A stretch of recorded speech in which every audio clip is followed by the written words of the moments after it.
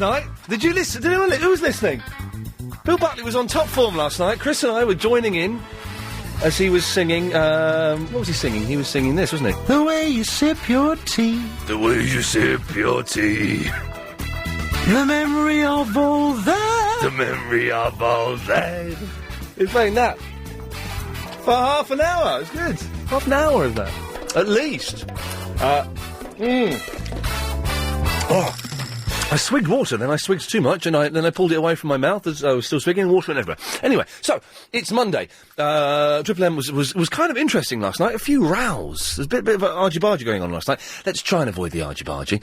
And the way we're going to do that is by that idiot Steve not coming on, and that idiot, was he called Justin? It was Justin, the guy, yes. Oh, God. Really stupid people. Well worth getting the podcast from lbc.co.uk, because there was quite a few barneys. Anyway, today's another day. 0870 9090 973 is the telephone number. So yeah, this woman last night was carrying this big, massive box. It was about that big. Means nothing to you on the radio, but to the two people who the glass, Helen and Chris, it means a lot. About that big. I don't know how big that is. I'm not even going to begin to... But it was a big box. And she was carrying it on her head, and she had no apparatus on her head. No, like, flat hats, no... You know, a holdy thing. There was nothing like that. She was just walking along on a mobile phone. She wasn't even touching it with her hands, holding a mobile phone, and walking along with a box on her head. Now, is that possible? Was she just doing some kind of crazy trick to show off to people? It was fantastic. And I don't see how it could be easier, because you have to get your balance completely spot on.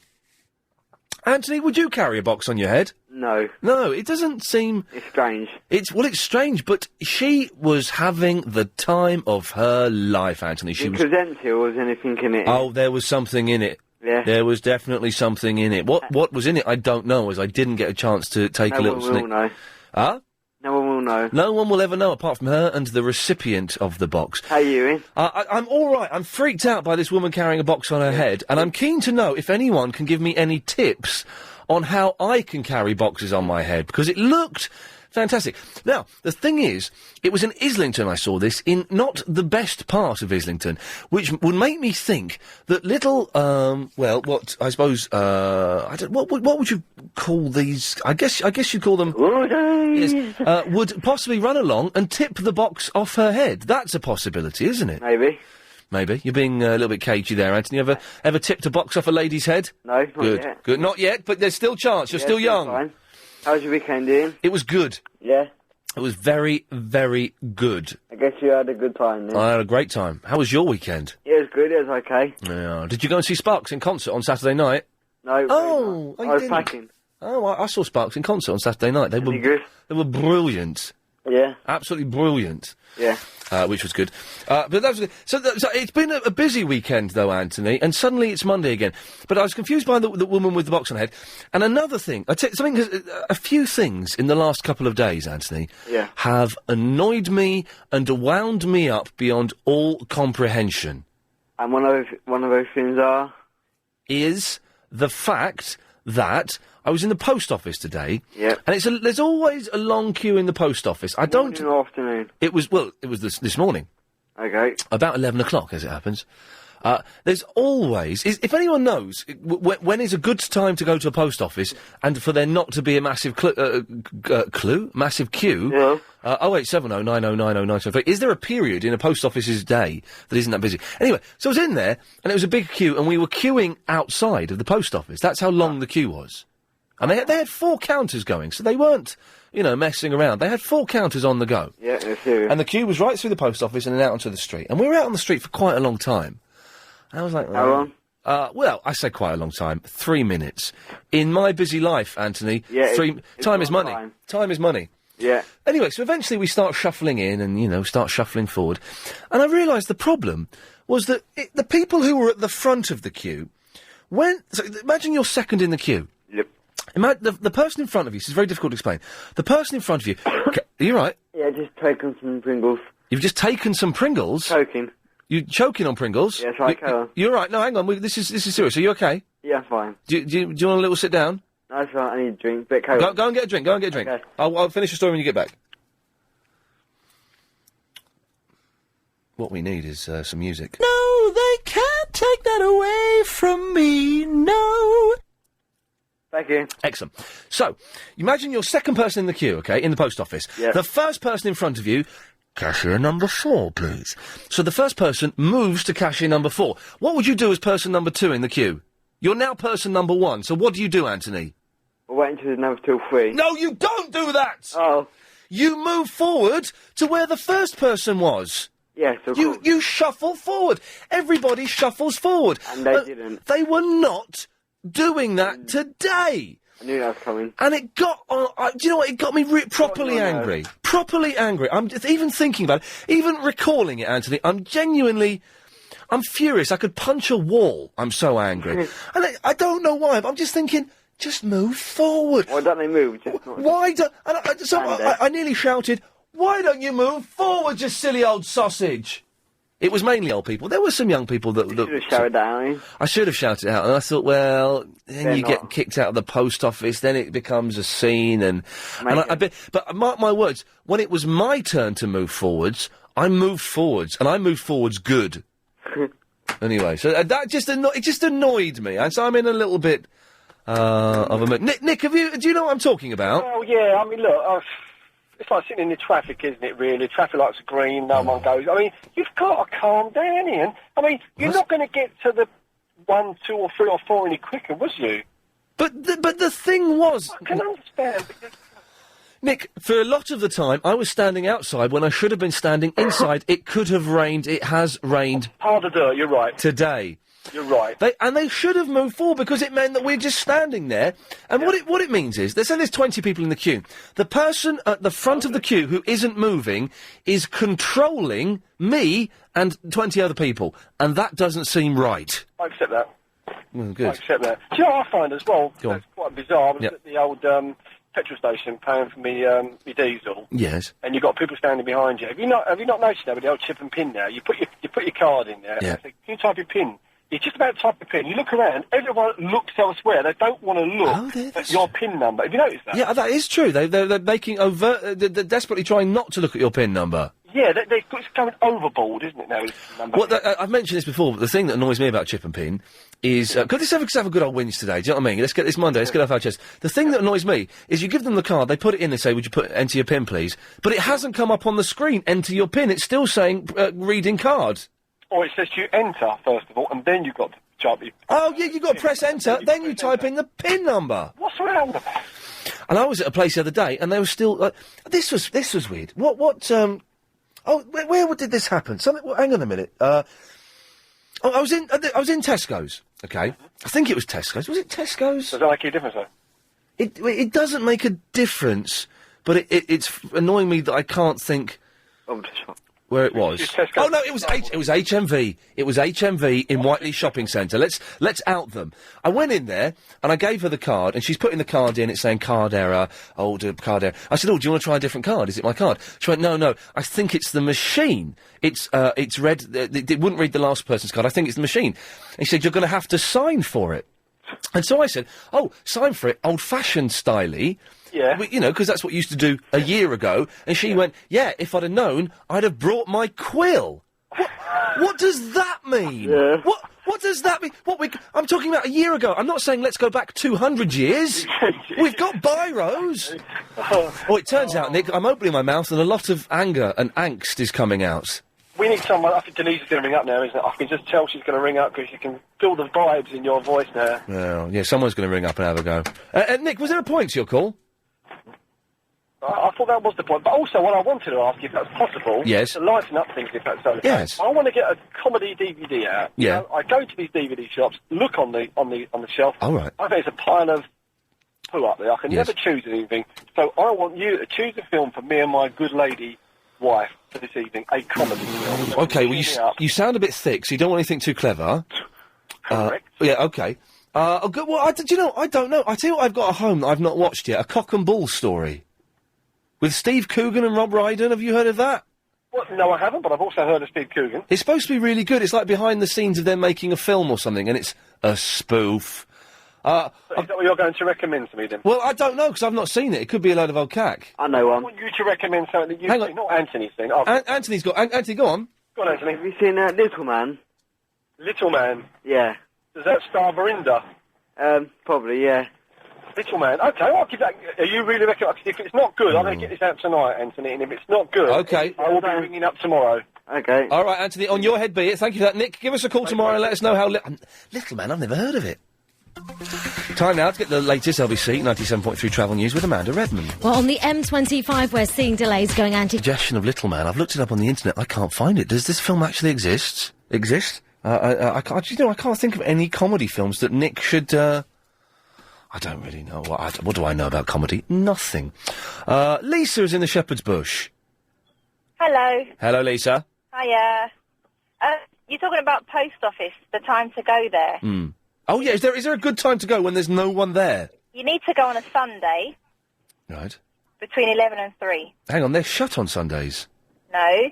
Tesco, Brent Park, has a post office in it, and it's open on Sundays. What? How does that work? That's the only one in London that I know of, but that's where I go. And it's not busy. I thought post offices legally weren't allowed to be open on a Sunday. Or maybe they're just making extra money. Well, yeah, maybe a little bit on the sly. The post office. Have you? I went in there and it's because it's this whole new thing about size and weight of packages and stuff like that, which I don't understand at all. They sent me a leaflet. I couldn't understand it. And then you go in there and they've got this chart now where you're supposed to hold your post up and it tells you how big it is and what the weight is and all this stuff. And I couldn't make head nor tail of it. Surely it's the most complicated system in the world. It is. Everything has to be weighed. I went in with a letter, an A4 envelope with one sheet of paper inside it, and I had put a first-class stamp on it. He said to me, "Can you put it in the scale, please?" And I said to him, "There's a stamp." He said, "No, can you put it in the scale, please?" So it has to be weighed. But was it any more expensive than a first-class letter? No, it wasn't, but he just had to make sure. He sounds like an idiot, this fellow. Post office people are very weird. There's a couple of nice people in my post office, a couple of very nice, very helpful people. But there's also a couple of people who just think they're the bee's knees because they work in the post office. That's absolutely right. It's nothing special. No. Lisa, okay, thanks very much for that. I thought they weren't allowed to trade on Sundays. I don't know where that comes from. Hello, Trevor. Hi, Ian. Hey, Trevor. You right? I'm all right. Do you know what? This is going to be a cathartic show today because it turns out I'm more wound up than I thought I was. Well, I'm wound up after listening to you about the queuing. I was at the petrol station this morning, and this newfangled idea of putting shops within the petrol stations. Yeah. Pulled up behind the car. Yeah. They just finished off putting in their petrol in their car, thinking, yeah, it's going to be a couple of minutes. Lovely. She's only gone and done a weekly shop. How annoying is that? Well, now, the thing is, though, this is a tough one, because what, would you have liked her to have moved forward? Moved forward, I just said, look, love, go to another pump, because I'm going to be a bit of a while, but why do you weekly shop at a petrol station? Yeah, I must admit, I've done that, though. I'm guilty of that. Sometimes I take great pride in knowing that there's someone waiting to use the pump, but I'm going to be 5 or 10 minutes. I always feel really guilty if it's me. I mean, some of the petrol stations now are having M&S Simply Food, which is a good idea. But if I'm going to go, and I know I'm going to be choosing a sandwich at least, I know that's going to take me 5 minutes. So I tell the guy, look, guy, I'm going to be a little while. You tell him that. You don't move forward and go and pay first or anything silly like that. It depends on the petrol station. Sometimes you can't move forward because there's a pump in front of you, so you can't. And also, I don't want to move forward just in case they think I'm driving off. Hey, one of the coolest things what a lot of people don't know is you quite often you see cars queuing up to use a petrol pump because their petrol cap is on that side of the car and they want to use that pump. People don't know that at nearly every petrol station in the country, the pump can go either side of the car now. Yeah, sometimes it's a bit of a stretch and you have to go over the roof of the car. Yeah, but that's fine to do that, though, isn't it? I don't know. Some people don't like that, you know. Why would they not like that? I have no idea. Just some people just don't. It's quite heavy, the pump, as well.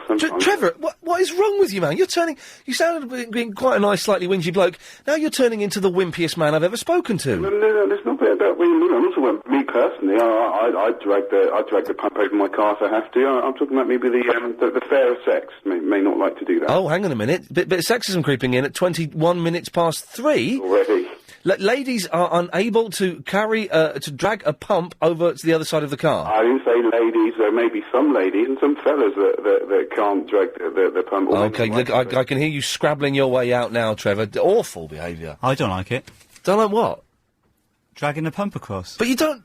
But the thing is, you don't have to drag the pump across, Chris, because you just pull up by the petrol pump and you can take the pump around behind the car. Yeah, but then the handle is twisted.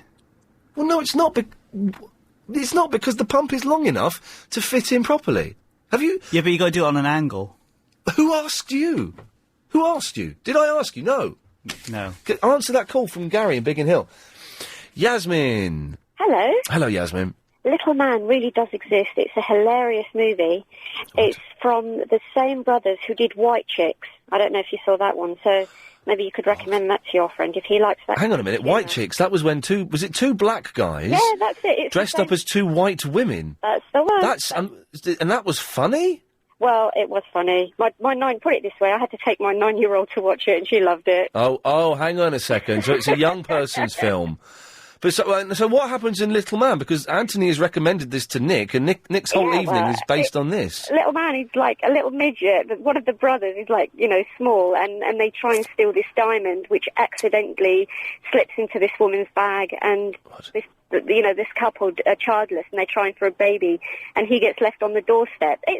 But he's a midget. Yeah. Basically. Are we allowed to laugh in that context? I have no idea, but you like did. I said, my daughter loved it, and the cinema was laughing, and it was good fun. Yasmin, thank you very much for that. Trailer Park Boys, the movie, is coming out very soon, which means nothing to 99% of the people listening to this, but I've just watched the trailer for it. It's very funny. 0870 90 90 973. Chris! Ian! Chris? Hello. Good I lad. was saying about Little Man, I saw it about 4 weeks ago. Right. I wouldn't say it was funny, I'd say it's more amusing. Oh, okay, so there's the 5-year-old and 7-year-old who were with us loved it. And on petrol pumps... So hang on, so potentially Little Man is a kid's movie and Nick is going to go and watch a kid's film and be in a terrible state of affairs. Well, it had some adult bits in it, which they laughed at, but I don't think they understood. They didn't get. Yeah, they should always do, because there was that new one with Sacha Baron Cohen, is it Barrett or whatever his name is? Borat, yes. Borat, the trailer for that was on, and they were laughing at that as well. And that's quite rude, isn't it, I would imagine? Yeah, it is. I saw some stuff on the internet, some clips of it, and I think I'm going to see that one. I think I should. I'll wait till it comes on Sky Movie 6, but I'll Sky Plus it. Yeah. Hey, Chris, are you a fan of the YouTube? Yeah. Isn't it? I've watched some things on there, yeah. It's the great... I know it's 1 year behind everyone else, as I generally am in these situations, but YouTube is fantastic. There's some great stuff on there. I mean, I'm into cars and things, and, there's, I think it's, somebody's wiped out a Ferrari Enzo, which is about £500,000 worth of car. And that's what? And that's on there? Yeah. Oh. I think you put in Ferrari Enzo and you see this car, crashing, and, you see the after results of it, the police video, and apparently the driver disappeared, and it wasn't stolen. What do you mean he disappeared? What, he crashed so hard he went into another dimension? He crashed, but apparently it was somewhere in, I think it's Beverly Hills or something, and he crashed his car. Yeah. Then, because probably he had a bit to drink, he disappeared and never reported it stolen. Oh, I see. Sneaky. And he just had it's the way you treat sort of £100 Fiesta over here, Wow. Not that I drink and drive. No, of course, it's very, very, very, very bad indeed. But, what you were saying on petrol, yeah. The funniest thing I saw was an old guy, and this isn't being ageist, but he had a diesel car. He got out, he put an apron on and gloves. Oh. Car up. You thought he was, I thought it was nuclear or something. He put an apron on? He put one of those disposable aprons on, rubber gloves, to fill his car up. What? But it's only a bit... Hey, the worst thing about filling up a car... This is a little bit dull, but I don't really care. Sometimes when I'm filling up with petrol, it doesn't register that my tank is full. So I've just got petrol pouring out of the side all over my feet. I did that once, and I was standing there... Just, when you get that 1,000-yard stare, and you're just sort of looking around, just looking into space, just thinking nothing at all. And then these girls started laughing at me, and I thought, hey, this is kind of cool. And they were laughing because I had petrol going all over my feet.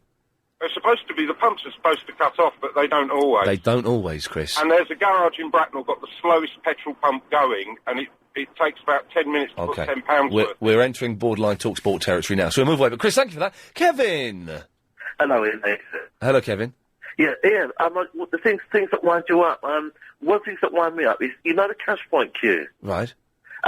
There was someone standing at the cash point, and the next person waiting for the queue will stand about 2 metres away from them. It's just completely unnecessary. Oh, they do that because it's all secrecy and all. But what's going to happen? Yeah, they do, but I mean, a reasonable gap is okay, but they just stand so far away. I mean, it's just so unnecessary. Hey, a friend of mine the other day, a couple of weeks ago, found a few £100 in a cash machine. Oh, right. Yeah, so what did he do? Well, he took it. He took it and he sent me an email saying, "Have I done the right thing?" I said, "Yeah, enjoy it, man." Do you know what I mean? It's, But then they go out of business, are they? Well, yeah, I didn't hear what you said, but that's excellent stuff there. Good point. Well made. Bad phone line. He had like a few £100. It's about 300 quid. And it's like, well, I don't know what. I suppose you're supposed to take it in, really. It's probably the correct thing to do. Chris is shaking his head. Saying that I once took out 40 quid and left it in there, and I ran back, and the people were waiting there. And this was, a few years ago when I was could have done with the 40 quid. 0870 9090 973. 2 out of 10 people use the phone. Email about this film Click, which I think is the one with David Hasselhoff in it, and who's that guy who always plays slightly subnormal people? Adam Sandler. Yes, that's the fellow. So I haven't been to the cinema for ages. I feel I should go. Anyway, wittering on. It doesn't matter, does it? Whatever happens, happens. If you want to give me a call, 0870 90 90 973. We're not really doing things that get on your nerves, but if you want to, you kind of can. It's been done before. But if you want to give us a call, you can. Just because I've been having a whinge about people who don't move in queues, and also, can anyone phone in and say, yes, I have carried a box on my head as a successful means of transporting goods? Yes, lovely. So, 0870 90 90 973. We're not really sort of brought anything up, but I've just told you about what's been annoying me over the last couple of days, and you seem to have joined in and be telling me what's annoyed you over the last couple of days, which is good. And also, for some reason, we're trying to find a decent comedy film for Nick. I don't know. Was this some kind of local radio or something? 0870 9090973. Iain at lbc.co.uk if you want to email in. Bahim is in the Watford. Hello there, Iain. Hello there. Boxes, actually. It's very easy to carry things on your head. Oh, this is the woman I saw at the weekend carrying a big, fully loaded box on her head, and it was massive. And it's really good because it frees your hands, and it's not as stressful as, for example, if you've got books from the library or things like that. It's much easier to put them on your head. But how do you keep balance? Well, I think it comes with training. I can't actually do it because my kids refuse to walk down the road with me if I do something like that. I have tried it, but they just can't allow it. But one thing you can do is you can tie a cloth up, and this is how they do it in India. They carry tons of stuff on their head over there. Yeah. They tie a cloth up, and the cloth balances on the crown of the head, and then the stuff goes on top. So that obviously makes it easier. It didn't look like this woman was... I mean, maybe she did, but it didn't look like she had any device supporting the box. Well, that would be quite painful, I would imagine, because that's sitting right at the top of the head. She was quite a big woman. Does that have any effect on it? That may well do. I don't know if there is any fatty deposit up there, but that would help if there was. She was a big girl. Let's say that she was big. Okay, but so you can do it. Is there a trick to being able to do it? No, I think the trick is really to maintain poise, maintain your balance, and not really feel embarrassed about what the world thinks. Chris, get something. Come in. Get that blue crate up there. Bring that blue crate and put some stuff in it, and come in here. I want Chris to. I want Agent Chris, my producer, to come and see if he can do this. Okay, he's got a big blue crate. Make sure the box is centred absolutely on the centre of his... Okay, Chris, come in. Right, so you've got a crate there, you've got some books and newspapers in there. Yeah. Right, put it on your head. Oh, me? Well, yeah, I'm wearing the headphones, it won't work, will it? Right, don't stand too near me. Keep your head upright. And he's taking his glasses off. He thinks that having glasses on will affect it somehow. Okay, so, talk you through it, Bahim. So keep your body absolutely upright, your head upright, not slanting in any direction at all, and position the crate directly on the centre of your head. It's on there. Oh, it's going steady! Oh, you idiots! Sorry. That nearly fell on me, man. Right, do it again. Yeah. Do it again. But you want to pack the crate better than that, because... You know how they used to train ladies to walk with books on their heads? Did they really used to do that, or is that just like in the olden films? I saw that in the olden films. Yeah, I don't know if that's true. Anyway, okay. Right, so he's packed it up again. Here we go.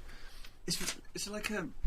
really like a sharp spike at the. Well, do you know what? bottom That's of the tough, crate. isn't it? Right. So get it straight in your Better head. to do it in an open space, actually, otherwise you're bound to damage something. Okay. It's only expensive radio equipment. LBC can afford it, and also if I get hurt, I can sue. Does it have to be at the top, on the back of my head, or near the front? On the middle of the head, I would have thought. On the top. Right at the top. There we go. Okay, that's it. Now walk. Go on. Check it out. What are you doing? Sorry. Right, just get out. I'll clear up in a minute. You sure? Ah! Get out. What was that for? For muffing that up. Don't throw something at me. Do not throw. Idiot. Actually, that sounded quite good. That was quite a long time. Yeah, well, I'm going to go because it's everything's got a bit of tension. But thank you very much for that. All right. Excellent stuff there. A little bit of tension going on. Danny! All right, Ian. Thank you. How are you, mate? I'm very, very well. I'm furious because the mess in here. You think James O'Brien leaves the studio in a mess? God, look at this. I bet he does, actually. He does leave it in a mess, especially if his producer Maxie Allen isn't in. He leaves it in a terrible state. Yeah, I bet he sounds like Yeah. that. Ian, right, things that annoy me, it's the small things in life. When you're with someone a long time, when you know people. But my dad, right, every time he yawns... You get more Cockney Barrow Boy every time we speak. Well, I am actually from that part of the world, but we're trying to move out all the time, you know? Okay, good work. Yes. Your dad yawns. When my dad yawns, right, he says, oh dear, like, and I just think, why? What, oh dear, what? What's wrong? And nothing's wrong, but he does it all the time. Yeah, I think I do that, actually. But why? But what's wrong? Why say oh dear? Just because you're relaxing, you're releasing tension, Yeah, but in that case, just do the standard, like bagpuss yawn. There's no need to add lyrics to... Yes, you could be right there. Hey, what about this war in Iraq? Do you think we should go to Iran and take them out? Iran? The thing is, right, I think at the moment people are very sort of... It's turned into the jungle show. Well, I just thought, I know you're a big fan of Gaunty, so I thought I'd just make it... we've got you hooked with the light-hearted, what gets on your nerves, and then I thought we'd talk about your nuclear war. Hey, big boy. Do you know what? I think if tomorrow people couldn't drive their cars around and there was no petrol for any cars, people would be ringing up going, get in there, go and get it, you know. What, going to Iran? Yeah, go and get it, wherever it is. If there was no petrol tomorrow, people would... If it meant not being able to drive any vehicles, people would be ringing up saying go in there and take it. Yeah, but we have got petrol. Yeah, we have. So, I mean, you know, I just think sanctions may be the way. I reckon we should try and have a go at China. Let's just go straight to the top of the pile and have a go at China. They've got the worst human rights record in the world, and we don't take them on because there's a billion of them. No, the reason we don't take them on is because it could be the end of the earth as we know it. Yeah. So, it's a risk worth taking, isn't it? Come on, bring it on, big boy. Not really, Ian, See? because... No, Danny, I've just proved I can do Gaunty, and do Gaunty better than Gaunty. Yeah, I don't know, man. I'll stick to what you do best. The cut-off button didn't work there. Hang on. You should have cut... There we go. Cut him off there. I can do that quite easy. If you've got kids, give them a kiss, give them a hug, and tell them that you love them. Philip! Oh, good afternoon, Ian. Oh, Philip, you're right. You sound I've got a bit of a throat today. Oh, okay. Yeah, and the reason I rang in, have you had a haircut at all this year? This year? Yeah. Hang on, where are we now? We're beginning of October. Oh, it's my mum's birthday today. Oh, happy birthday to you, Mum. She won't be listening. Oh. She'll be watching the telly or having a doze. Have you got a cake for her, you know? No. Oh, no, I didn't get a cake. Oh, dear. Oh. Anyway, I'm sure all the listeners would like to wish your mum happy birthday. I'm sure they would. Oh, well, they would. I mean, you know, she's a regular. She is a regular. But on the programme. It's very nice talking to her. Yes. Have I had a power cut this year? Not that I know of. Well, no. I thought we'd had 8. What? Yeah. So I phoned them up this morning because we had one this morning, lasted about 4 hours. Right. And This is in South Norwood? Yeah. Hey, by the way, someone has told us that South Norwood doesn't exist. No. Yeah, someone someone said to me that South Norwood doesn't exist, and it's made up to try and make you sound posh. No, it is. Honestly, I saw a sign this morning. I went out to get some cough medicine, and there's a sign across the road. They're doing some work on the swimming pool, and it says South Norwood, a place to be proud of.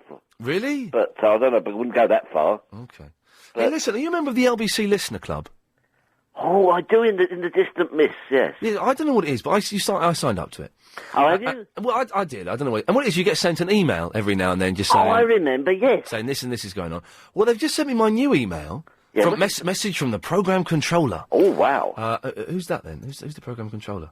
Is it Mr. Hooker? I doubt it. Oh, Mr. Solder? Mr. Solder, probably. Oh. But instead of being coming in an email, it's coming in an email, but instead of just being a boring typed email, it's done like a proper letter, a VIP newsletter.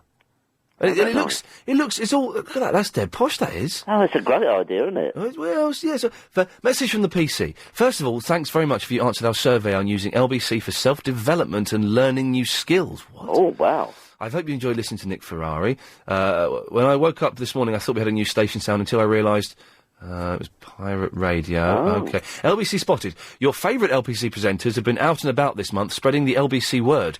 Below are just a few places you may have spotted them. Here we go. Oh, wow. Nick Ferrari gave Ricky Gervais a run for his money in Extras. Oh, yes, yes. Ian Lee was heard on an Australian radio station. Oh, yeah, I remember that. Yeah. I did that twice. Did two. Oh, you did too, did you? Carol Thatcher stood in for Nick, was spotted in Independent, Yahoo and AOL. Oh, wow, yes. And that's all it says. Oh, wow. I mean, I hadn't signed up, but it sounds it's a really personal letter, isn't it? It's a personal, almost handwritten letter. Ah. There we go. Anyway, sorry, Sorry, I just said I phoned them up because I thought we had 8. Yes. And the woman I spoke to... Power cuts we're talking yeah, about she here, said to me, yes. she said, no, you've had 12. Oh. So I thought, it's ridiculous. I mean, it's not even winter yet. What's it going to be like in the winter? The way you sip your tea. 12, why are you keeping a tally? Well, it's just the way it's worked out. Well, quite a lot of them have happened in the evening, sitting down listening to Clive, and the power goes. Yes, if you want to know, I mean, if you're a lady... Whoa, just calm down, Philip. We can sort this out. Yes. And how come you have managed to miss 4? I don't know, really. Maybe they happened while I was out, and I didn't know that happened. It was actually a one-off. Philip, calm down. Listen, you're going to do yourself a mischief. I know, with my throat, yes. Yes, exactly. And I'll tell you what made it even more annoying, Ian. Yes. Last night, I taped the baseball. Oh, yes. And I was sitting down to watch it. Oh, hey, listen, after 6 o'clock we do Triple M? Yes. Calls go straight to air. Yes. Have you heard Pitcher Phil calling in? I heard him a couple of times. He's very good, isn't he? He's very good. He muffed it up the other week. He got a little bit too nervous. Yeah, I get us. I did. I think his throat must have gone again. Yeah, so I dread to think what it's going to be like tonight. He sounded like this. Well, it was a one-off. But he's very good at the baseball. But Have you heard that other guy that's on? They're called Wally Dingo. He's very good as well. Oh yes, Wally Dingo. Yes, it's strange people we get phoning in. Yes. But so you've had 12 power cuts. 12 power cuts. Excellent. So can anybody beat that? Oh, hey, he's made a topic. Ladies and gentlemen, Philip's made a topic. Thank you very much, sir. Good work. Jonathan. Yeah, Ian, what does cathartic mean? It means that you do something, and it basically means you do something that's good for you because you get something out of your system. You purge something out of your system, kind of. Oh, right. So you felt a bit annoyed when you rang up, and that's why you mentioned the word cathartic, because you thought you might be purging yourself. Did I use the word cathartic today? Yeah, you did. I wonder what it meant. That's all. I'm just curious. What a show-off I am. Yeah, you are. Yes. The other thing is, yes. I have delivered goods on my head. All right. Yeah, I've done it a few times. Normally when it's a light, bulky box that I can't get under my arm, it's too difficult to lift because you can't get your arms around it. Yeah. You can put it on the top of your head. And if I balance with my right hand, with the box to the right, if you imagine that, then my left hand on my hip to balance out. You look like a teapot. I do. And it balances out very, very well. But so you're using your hands to hold this box on your head? With the right hand and balancing with the left hand. Yeah, this woman weren't using nothing, man. Would she? She weren't using nothing, man. She just had she had on her head, left arm by the side, right hand was holding a telephone. Yeah. Hello? Sorry. What? You all right? There's a police car just going by. It's all right. He's gone. Luckily you've stopped driving and you're... I did. I pulled across very quickly then and put on my emergency brake that I have on this not when the policeman went past, before we took you to air. Yeah, I did. I pulled straight over as Chris got through. Well, you can start driving again now. It's time now to get the latest LBC 97.3 travel news with Amanda Redmond. If you're heading out of town on the M4, then we've got to... Hello, Ian. Oh, you've very fine fettle today. I've just done the school run, so I'm on my way home at the moment. I don't know what fettle is. Pardon? Fettle. fettle. Fettle with an F. You say you're in fine fettle. I don't know what fettle is. I didn't say fettle. No, I said it. Oh, right, okay. I don't know what that is. Well, no, hello, neither do I. And yet I've just said fine fettle, and I don't know what fettle means. Is it something to do with horses? I don't know, pass. I was actually ringing up about your question around the post office. Oh, yes. And what day is the best day to go to the post office? Is there a sneaky little window in the world of the post office when there's nobody there and you can go straight to the front? You will be surprised. Friday's the better day to go to the post office. Ah. My past job, we used to assign Mondays and Thursdays to the pensioners, the cash to gyro. Oh, yeah. And Tuesdays and Wednesdays to lone parents. So Friday's the better day. Friday's the day to go in because there's no one there. OK, Fiona, thank you very much for that. You're welcome. Excellent stuff. Raham, do you know what fettle is? No, I don't think so, mate. But you've heard people saying, oh, you're in fine fettle. All right, yeah. What? Yeah. What? Sorry? Hello. Hello, what was funny then? No, I'm going to ask you my question. I don't want to talk about other things. But whoa. Hang on a second. That's not an option. All right. And the fact that you said that means it's tough. But so you've never heard people say, you're in fine fettle today? No, I've never. You've never heard that? No. You think I've made that up, don't you? I don't know. Keep listening. And Usually do. I've not made up the word fettle. All right. Keep listening, Raham, and you maybe you'll learn something today. Why did you call LBC 97.3? I called about petrol. Oh, okay.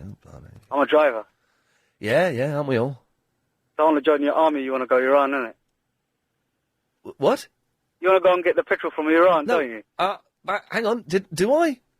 That's what you said. We just spoke to the previous caller about it. No, I was asking about Iran. I was saying we should go to China. Oh, China? Yeah, let's go and get... The Chinese must have tons of petrol. Yeah, but, mate, it's not an option. Hang on, suddenly, the big man Raham, he says he's in for it when it's Iran. When it's China, he starts bottling it a bit. Do you know why? Because you're a chicken. Nope. World's largest air force. Chinese? Yep. So? Well, mate, they're going to bomb us to Stone Age, isn't it? They're going to do what? They're going to bomb us to Stone Age. I don't think so, are they? Is that what the Chinese do? Well, that's it. Every upcoming superpower wants that power, don't it? Yeah, so you're bottling it and you're not joining my army. I don't want to join them. There we go. He's suddenly not the big man anymore, Raham. Yeah, we go. Saw through that. They're going to do what to us? Anna. Darling. Oh, Helen, you might want to pop out for a bit. No, tell her to stay. No, she's gone. Her headphones are off. She's out. I want her to stay. I'll tell you why I want her to stay, because I want her, It's too late. You want her what? I'm just trying to think of the word. No, her input. I need her, She's gone. She's gone. Oh, has she really gone? She has, I promise you. Chris, is Helen gone? Yeah. She's gone. Why? Because she doesn't like hearing me flirt with you. Have you set up a MySpace page yet? No, I haven't. Oh, we'll get round to it, for goodness sake. I will do. I've got nearly 2,900 friends now. And I bet 95% of those are female. Well, no. 95% of them say they're female. I suspect that 95% of that 95% are just weird, pervy blokes. I bet they are. Yeah, but that's with nothing better to do. And nothing to wear. I think that's quite exciting, though. Do you get a lot of naked pictures then? No, I don't get any naked Oh, pictures. do you not? No. Well, why did you say with nothing to wear then? Well, just because I don't know why I said that. That's weird, isn't it? Ian? Yes? I know what fettle means. By the way, myspace.com/the real Ian Lee, if you You want told me already. I'm telling the other listener. Oh, okay. Because they may not have joined up yet. All right, darling. Fettle, fine fettle. According to what is this? This is the Oxford English Dictionary. Yes. It's got fettle, noun, condition or trim, OE, Old English. Well, so you're in fine condition. Exactly. So it possibly is a horse's thing. Hmm? It possibly is a horse's thing. I don't think it's got anything to do with horses. Could be anything. Could be a bush, couldn't it? Could be Sorry? anything. What? Could be a bush, couldn't it? Why have you? I'm thinking of fetlock. What's a fetlock? Isn't that a horse's leg? Chris, you've got a horse. Is a fetlock a horse's leg? I don't know. Oh, God. He's got a horse and he doesn't know. Anna, why would anyone own a horse? Isn't it the most useless pet in the I'll tell you world? what, I'm more interested in knowing where he lives. Where does he live? That he's got a horse? He lives out in the country. Oh, does he? Yeah, he's got this big, like, sort of, mansion or something. I don't know, I'm not allowed to... I've never been out there. I've never been invited. He's got a mansion. He's got room for a horse, so I guess he's got some... What are you paying him? Guess what? I'm paying him nothing. But he does get paid by LBC, but I insist he gives me £50 a week, just out of respect. Oh, okay. Well, I'd love to ride his horse. I've always wanted to ride a horse, actually. Why does everything you say have an air of filth about it? It's not that. It's your mind. I think if I said conditioner or if I said shampoo, you turn it into Shampoo. something. Why is there anything sexier than jodhpurs and boots? Yeah. Jodhpurs and boots. No, not much. Not much. Okay. Moustaches I'm really into. But apart from that, no. Anna, I'm going to go. That's fine, darling. It's been good talking to you. You didn't send that email, by the way, with your pictures in. No, I didn't. And shall I tell you why? Because you bottled it. I bottled it a little bit, but also I'm really into creating an air of... Oops, hold on. Oh, God. I'm really into creating an air of mystery here. Oh, okay. That's disappointing. Anna, thanks very much. All right, darling. Bye-bye. Edwina. Hi, how are you? I'm fine, Edwina. You all right? Not too bad. Helen, you can come back now. She's gone. She's come back. There we are. Excellent. Oh, Helen doesn't really leave the studio. I promise you she does. Yes, dear. she goes. She doesn't she like sounded that. lovely. And rightly so. Ah, Ian. Hello. You mentioned to Philip it was your mum's birthday today. It certainly is. Well, why didn't you get 10 callers on the line at once Oh, God. and sing her happy birthday? Oh, come on, be a sport. I mean, she's such fun when she comes on the line. Well, the thing is, if I get 10 callers on the line, there's a chance that one of them, a mental, may slip through the net and may start... What, your caller's mental? No. Yeah, well, yeah, guess what? Some of them are bonkers. No. Edwina, it's a good idea, but I'm going to make do with going round there tonight, watching Coronation Street with her, maybe getting a bag of chips if she fancies it, and that'll do. Oui, Parisien have a petit game when an Anglais... In the Huddersfield. Hello. Hello, Sally. Hello. Hello. I can tell you what fettle means. Oh, we know now. No, she's got it wrong. Oh, really? Yeah. She was saying in fine form. Well, kind of, but it comes from up north, where I am. Oh, right, yes. And when they finished making cloth and they make it all look nice and that's what it means. It means nice cloth? Yeah, it's when they finished off cloth and when they were selling it and everything. Hang on, how does that work? So it just means, it means nice cloth? It means they've made it nice, they fettled it to make it look nice and finish it But off. what's fettling, then? Just finishing it off. So so if I say, Sally, you're in fine fettling, it means you're nicely finished off? Yeah. Bit unpleasant, isn't it? Well, Who's that in the background? that's my boyfriend. Oh, well, tell him to shut up, you're on the radio! I know, he does it all the time. Well, but let me speak to him. Hang on then. Hello, Ian. Who is this? It's Stuart. Stuart, so I was talking to Sally on the radio and you've ruined it. I know, I always have to butt in. She comes out with these ideas and she's never got it quite right. Well, do you know the right answer then? Well, yeah, it's part of the cloth making thing. Oh, After they've had the stuff on the tenterhooks to dry out the cloth. Oh, tenterhooks, there you go, you see, yes. I'm getting it all in here. Well, good lad, yes. And you get the bobbles on it, and when they take the bobbles off of it, that's when they get the fettling done. Right, okay. But listen, anyway, why didn't you phone in if you knew it and she didn't know it? Because I'd have to pull over the car. That's the thing there. Right, oh, God. And I thought you'd prefer to speak to her because I know what you like about policewomen and especially the bigger ladies. Is she a big policewoman? Oh, yes, she is. Oh, right, I'm going to go. It's all getting a little bit seedy there now, to be honest. I've seen a lot of sexy, chunky policewomen recently. I don't know why. Maybe I need to commit a crime. I'm not saying, obviously it's bad and I'm not condoning it, but maybe I should need to be in the presence of a sexy, chunky policewoman and commit a crime and get manhandled. Are you talking to me? Oh, okay. Trevor! Come on down! I had to say that because that's like Leslie Crowther. I had to say that, Mr. Lee, yeah? Leslie Crowther? Yeah. It just sounded like The Price is Right. Come on down, the way you sort of introduced me there. Trevor from Tooting! Come on down! Colossal. Yeah, Massive. I just want to say a couple of things. Well, one thing, really, that does really, really irritate me. Okay, yes. Is when you're queuing up in a post office and you've got the automated voice, customer number 1, please. Well, they don't say customer number 1, do they? They Cashier. Say cashier, yes. And that used to be Steve Allen doing that. Did it? Was that, yeah? Yeah. Was that the man who does, not the lottery? No. No. Anyway, yes, go on. Let's Yeah, and as I was just going to say, well, you've got him. Well, you know him. Obviously, you're on first name terms, and you've got the other lady. But the thing that bugs me, Ian, that does really bug me, is that there all seems to only be 2 cashiers open at any given time. There were 4 open today. Was it? Oh, well, you've hit it right off, mate, ain't you? Yeah, I don't know what that means, but thank you, Trevor. Yeah? Yeah. Oh, dear. 0870... He was fun.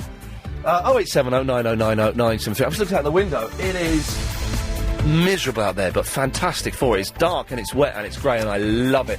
0870 90 90 973. I guess we're kind of doing things that irritate you. I feel a bit cliched, but it's evolved into that, so that's fine. More of your calls after the latest LBC 97.3 news. Okay, here's the plan. What we're going to ban is, double buggies... Right, get rid of them. I'll tell you why, because they're a pain in the backside. Yes, if you've got 2 kids, isn't it tough? Well, first of all, you should maybe not have 2 kids, or you can get these buggies where one kid sits in front of the other. I don't care if it stunts their growth in some kind of hippie way. Who gives a stuff? I was walking down, I was in Muswell Hill earlier, and there was this guy with a double buggy, and it's quite a narrow bit of pavement, and so it was difficult to get around it. To make it worse... This guy was, weaving all over the place. It was like he'd been drinking or something. And if he'd had a single buggy, or one kid sitting in front of the other, I would have been able to get around it quite easily. Just excuse me, just walking past, stuff like that. And I couldn't do it because he had a double buggy. What is the point of them? Why do we need them? Get rid of them. It's selfish. It's rude. It gets in the way. It bashes people's ankles. We don't need them. If you've got one, get rid of it. You're selfish. 0870 90 90 973. Sienna! Hello, Ian. Hello, Sienna. How are you? I'm all right. Do you know what? The more I think about it, the more I've got a lot of angst in me, and I need to get it out, and it's coming out today. Maybe you need a massage, Ian. Yeah, I think I do need a massage, actually, but What about Chris? Could he give you a neck massage? Chris, come and give me a neck massage. I'm busy. We're doing what? There's no calls coming in. I need a loo. Well, just come and do it. Just come and give me a quick just give me a quick rub on the neck, man. What's wrong with you? There's nothing. Doesn't mean we're going to have sex again. Don't have sex. Come and do it. How much? What? How much are you going to give me? I'm not going to give you anything. Just do it. I'm not going to give you anything. He's not going to do it, Sienna. Oh, don't worry. Well, I wanted to change the subject. Very, very, very disappointing. Oh, what about, is there any nice girls in the office? Are there any nice girls in the office? No. Yes. Because some men aren't very good at doing massages, are they? They need a technique. Some are good and some are rubbish. There are some lovely girls in the office. Maybe they can come and give you a massage. No, because they think I'm creepy. Oh, shame. Yes. What I wanted to talk to you about, does any of your listeners know where I can go and learn to play the bongos or the electric harp? Wow, there's a diverse thing. We had a record that helped people learn to play the bongos. Really? I think we may have. Where did it go? Oh no, we got rid of it. That's a shame. So I've got an African drum that's from Ghana. Hang on, could this help you at all? No, they can't take that away from me. No. Any use? That's lovely. Oh, hang on a minute. This will help you play the bongos. Go on then.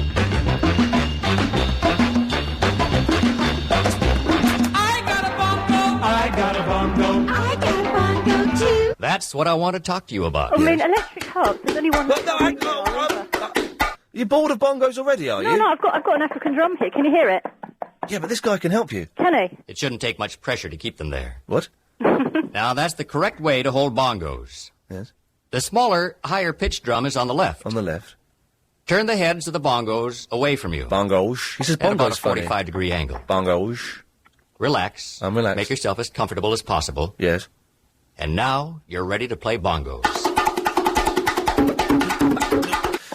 Any use? Yeah, that's good. But what about electric harp? I don't know what an electric harp is. Well, have you seen the advert where you've got this cool guy and he's dressed like a rocker and he's got the big rings on, he's playing electric harp? I think it looks wicked, but I don't know where to learn to play it. Again, that has not helped me. I don't know what an electric... Is it a harp that you plug in? Well, I don't know if it exists. This is another myth. I want to know if any of your listeners out there, I don't know, maybe Philip in the, where does he live, in the Norwood or wherever? I mean, he's a very knowledgeable guy. Maybe he might know. I don't know. He only knows about TV and films. That's not going to help me then, is it? So you don't even... Hang on, you want to learn the electric harp, but you don't even know if it exists? No, because, I was asking my friends about it, and we were talking about it recently, and we know you can play the harp, obviously. But we don't know if there is such thing as electric harp. So it looks like a harp, but you just plug it in? Yeah, I mean, wouldn't that be cool to get these sound like an electric guitar, but on a harp? And I just thought, how big is it? Is it too big to plug in a living room, or am I going insane here? Well, you're probably... I don't know if you're going insane. I think I might be insane. I would suggest that you are actually slightly mentally unwell. Yes. Well, 0870 9090 973. I'll jot it down on my list of things. Electric harp. Yes. And we'll find out. Thank you, Ian. Thank you. Take care. Bye-bye. Bye-bye. She was bonkers. She was absolutely bonkers. Bongo bonkers! Said it with Jack Costanzo's band. Yeah. Lisa. Hello. Hello, Lisa. I'm really nervous, and you called me a bottler on MySpace, so I thought I'd phone you. Did I call you a bottler on MySpace? Yes. Why did I call you a bottler? Because I told you that I've never phoned you yet, and I haven't plucked up the courage. And Well, then you are indeed a bottler. I am a bottler. But you phoned up now, so you're not a bottler anymore. So it's fine. It's easy phoning up, isn't it? Yeah, I suppose so. It is quite terrifying, actually. It's a little bit uncomfortable. Anyway, why have you called in, Lisa? I called in to tell you that fettle, according to the Collins English Dictionary, means state of health or spirits. State of health or spirits? Well, there you go, you see. Well, we've sorted... So it's nothing to do with weaving. I don't think so. Silly with those bonkers. They were from up north. They didn't have a clue what were they doing. I know we're on DAB and stuff like that, but still, haven't they got Northern FM or something? Well, wouldn't you be pleased that they're listening? Yes, actually, yes, I take that back. I'm very pleased. Of course I'm pleased. Very, very pleased. Okay. Lisa, thank you for that. All right, then. Excellent stuff. There we go. Mentioning the MySpace again, of course. Charles, are you on MySpace? That's me. Yeah, you're on MySpace, are you? I don't know. What do you mean by on your space? Oh, hang on a minute. You couldn't even work out how to send an email the other day. No, that's right. Have you got any further with that? No. No. Giving up? I'm going to take a photo and I'm going to put it in the post. Okay. Too old to learn? Yes. No, not too old to learn. No, but... too lazy to am learn. I still talking about people who annoy me? Are you? I don't know. Well, can I? Do you? No, I say, can I talk about people that annoy me? Is it? Okay, you're copying me. Right.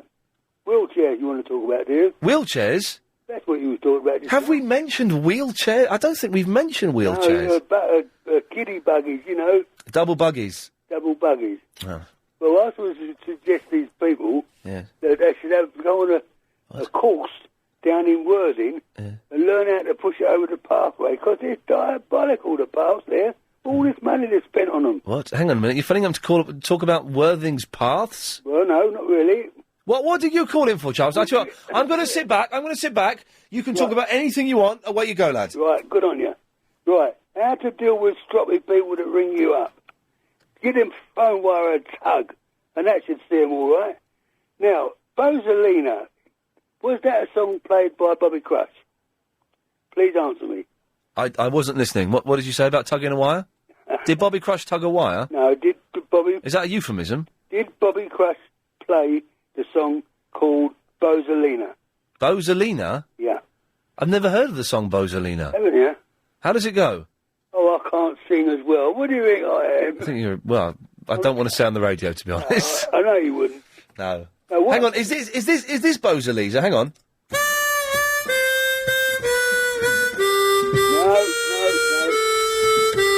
Definitely not. Is this it, Charles? No. Is this Bosalisa? No. What's this then? Huh? No, that's not it. Are you a midnight cowboy? What's a midnight cowboy? I don't ride horses.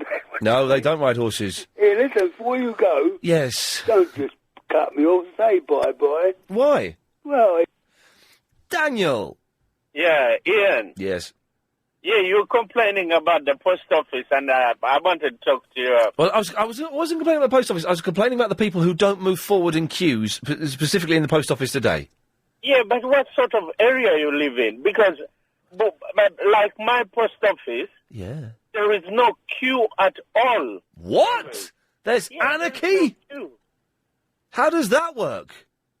actually don't know. Perhaps there are no old people around the area. Right. But actually, where I live, if you office, actually, sorry, your radio station is actually not in. So hang on, so people just walk. There's just like a big crowd of people. Yeah, but you could use this one near your radio station. Oh, you mean it's always empty? Yeah. Ah, so I thought. Okay, so it's always empty. That's why there's no need to queue. Yeah, exactly. That's what I meant. Yeah. Are you a midnight cowboy? No. Okay, glad we sorted that one out. 0870 9090 973. An odd quarter. Come on, let's pick up the slack. Pick up the slack. Here's some adverts.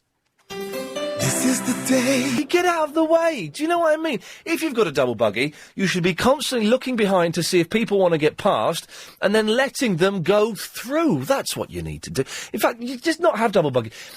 Oh, my God, I've got an invention for Dragon's Den. Ladies and gentlemen, I'm a genius. It's a potential death trap, but once you get past... Oh, I think this is genuinely brilliant. I think this is brilliant. OK. Double-decker buggies, isn't it? Double-decker buggies. It's brilliant. This is fantastic. You have a baby sitting on the bottom, and then you have another baby on top. It still only comes up to... probably the bottom of the chest on mum or dad. In modern day, some dads aren't working, so they have to look after the kids. Push it around. It's genius. Tallulah, that's genius, isn't it? It is absolutely genius.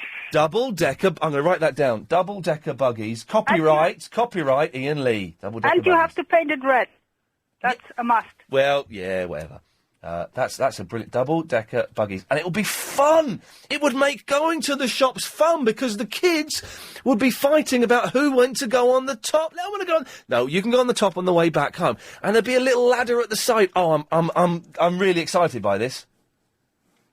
Anyway, Tallulah. When I was little, we were in Spain all the summer, all the time, and my brother always told me there is Straßenkreuzer. It means a car that is as big as this little village road, and when the Straßenkreuzer comes, you have to jump into the bushes. It just reminded me. You crazy Germans! You don't give a hoot, do you? You are bonkers. Did you vote for me last night? Oh, you were part of the memory of all that. No, they can't take that away from me. No, they can't take that away from me. It's quite addictive singing in a girly voice. It did. Oh well, I have never tried it, to be honest. Try singing in a girly voice. It turns out it's quite good fun. Look, I don't even know the lines. I've never sang it before. No, they can't take that away from me. No, I didn't. This was on Bill Buckley's competition this morning at about 1 o'clock in the morning, where he had 7 people singing that song with him, and he continually played them, and the best one was voted for. Did you win, Tallulah? By one vote, number 2. So you came second. So the answer to the question was, no, Iain, I didn't win. Well, I had to make it a bit more positive, man. No, the answer to the question... Yeah. No. I was leading all the way in the beginning. No, I'm going to ask you the question. I want the correct answer. So, Tallulah, did you win? Oh, yeah, nearly. No. I nearly won. No, Iain, I didn't win. Oh, come on, you.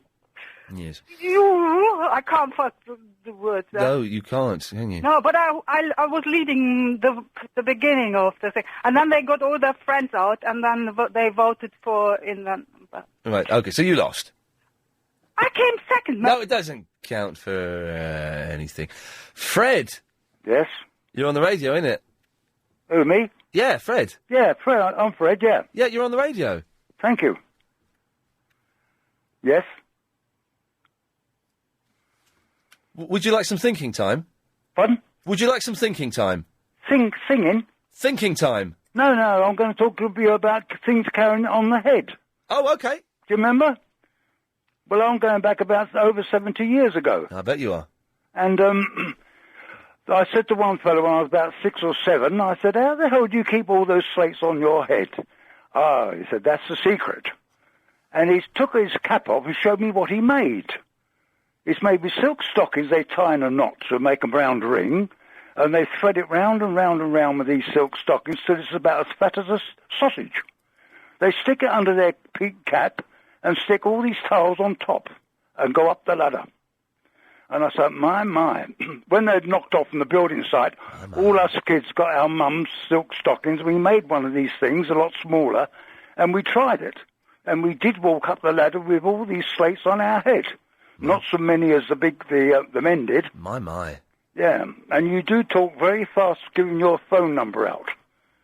I mean, Clyde Ball, he's been told, I think, to say it much slower. He has been. Oh, yes, I heard that. He's okay, this you talk so fast, people can hardly follow you. Well, it's tough. But, okay, this is the speed I give it out now. 0870 90 90 973. That's about, yes. That's too fast, is it? And so, Steve, is it Steve Allen in the morning at 5 o'clock? I don't know. Is he still I here? listen to him, I do. Oh, right, yeah. Very good. Yes. But as I've got no things to send these messages to people, I've got no television or washing machine or... What? How do you survive without a television or washing machine? I've got more... I stick my washing in a galvanised bucket and have a good old boil up. Oh, sweet Lord, I was in the Navy for years and it comes out snow white. And that's the black clothes. Eh? Black? Oh, God. Oh, God, yes. Yes, okay, moving on swiftly. But so, you don't watch television? No, I haven't got one. I threw it out years ago. So you don't know about Lost? Moths? Lost? Spell it. L-O-S-T... Oh, Lost. I can't understand what you're saying, that word. L-O-S-T... Lost. Lost? Yes. The plane crash. Blanco? X Factor. I used to have a crystal set. Do you remember them? No. Crystal Meths? A crystal set. 2LO. I think I got their second album. Second album. Yes. I'm well over 80, I am. I didn't ask. Yes, I am. Yes. Natasha. Hello, Ian. Hello, Natasha. Hi. Oh, he was lovely, wasn't he? What a nice fella. He was, yeah. Oh, good fella. I hope he calls again. Yes, I was Natasha. a bit confused then. I'm a first-time caller. I wasn't sure what was going on. Do you know what? I've been doing this job just tomorrow will be the first anniversary of me taking over this slot, and I didn't have a clue what was going on. Oh, okay. Yeah, tomorrow is the first anniversary of this our first birthday of me doing this show. And so to celebrate tomorrow, what we're going to do is we're not going to mention it at all, okay? Okay. Nice one. So, Natasha. Uh-huh. Well, what I called in for, you There we just go. said that There you we had go. an invention of a Yes, double buggy. they're called double-decker buggies. It's a Yeah. buggy on top of a buggy. There's already such a thing. Oh, stick that in your pipe and blow it. What? So I just wanted to tell you that. You are having a laugh. No, there's a little space underneath for the child to sit in, and then there's a space on top. So it's quite a compact, small buggy. It's already out. Hang on a minute, I'm going to look on the internet, because this is genuinely... Are you sure you're not just saying that so that you then go off and... you go off and make it and claim that you Natasha, serious. came up with It's it? a three-wheeler. I don't care how many wheels it's got. Oh, okay. Double-decker buggy. Hang on, let's have a little look. Let's have a look at the images. No, I'm not... Well, nothing is coming... double-decker buggy. Here we go. Oh, Anne Winters, whose double-decker baby buggy captivated the panel with its practicality and ingenious problem-solving. There you go. I came up with that as well. There you go. Well, Hang on. good. I was And trying- I'd just like to say I love listening to you. Yeah. Well, thank you very much, Natasha. Lots of love. All right, then. Bye-bye. No, I want to find a picture of this. Hang on a minute. Little Tykes double-decker super slide. No, that's a slide. No, I've been to images and nothing came up. I can't find a picture of this thing, which makes me think maybe this doesn't exist. Get this Anne Winters on the phone. I want to find her. Unbelievable. Dan! Yeah. I've been done. I've been screwed out of £5 million by Anne Winters. Oh, God, dear. Why don't you invent it slightly different and then you'll be able to get your rights on it? What I need to do is invent a time machine and then go back in time and invent it before Anne Winters does. That would be a good Then I'll make idea. no, hang on. I just need to invent a time machine. I'll make money on that alone. What am I thinking of? There you go. Anyway. This electric harp that woman was talking about earlier. Oh, yeah. There's some woman phoned in. A bit potty. I wasn't really paying attention. Wants to know, does an electric harp exist? I think it does. Well, I know it does. It's called a harpsichord. No. No. A harpsichord is a keyboard. No, it's not. Yes, it is. It's a weird-looking thing, and it's, like, plays similar to a harp with little electric strings, and you can plug it into an amplifier and And away you go. You're wrong. Am I? Yeah, harpsichord's a keyboard that looks like a piano, but it sounds like it's from the olden days. It sounds baroque. Is that the right word? I don't know. But yes, you're wrong. Well, this thing looked like a harp. Well, but it wasn't called a harpsichord. But it was a digital harp. I don't know what it was called. It looked like a Well, harp. hang on a minute, but you just phoned in to say you did know what it was called. Well, I said I saw one. I used to have one. It was inherited to me by my late grandfather. And so it looked like a harp you could plug in. Yes. And but a little tiny thing, no longer than about 2 foot. What? But you know what a harp looks like, don't you? Yeah, it's a big, massive thing. Right, but and it looked like one of those, but tiny, like the kind of thing that angels play. Yeah. But yeah. But you plugged it in. Yeah, that's it. And what did it sound like? Did it rock? Well, not really. It had a little button on it. You could press it, and it sort of went a bit distorted. Oh. I'm not sure we're talking about the same thing. We're none the wiser here. If you've just missed that bit of Iain Lee, you can discover that I didn't invent the double-decker buggy, as I really thought that was a proper stroke of genius. Never gutted by that. Never mind. Electric harps, do they exist? Well, that guy said they did, but I'm not sure we were talking about the same thing. He thought that was a harpsichord, and a harpsichord is a keyboard, where I think the coloured keys are reversed to piano, so it's black and white instead of white and black. Ebony and ivory, innit? Living together in perfect harmony. And if piano can do that, why can't races? Anyway, that's irrelevant. So, 0870 9090 973 is the telephone number. You can email iain@lbc.co.uk. We'll have more of your phone calls after the latest LBC News. A triple buggy. So it just seems as I'm being squeezed out of the market more and more. What have we talked about today? Let's have a little recap. Oh, by the way, Chris, how many correspondents do we have for the 5:38 Daily Correspondent? None so far. They're getting on my nerves, these guys. I'm thinking of ditching that whole thing. Seriously, I'm thinking of ditching the whole correspondence. Unless they start bucking up their ideas. They're out. If you're a correspondent, you better buck up your ideas, otherwise you're all fired with a dishonourable discharge. Which is never pleasant.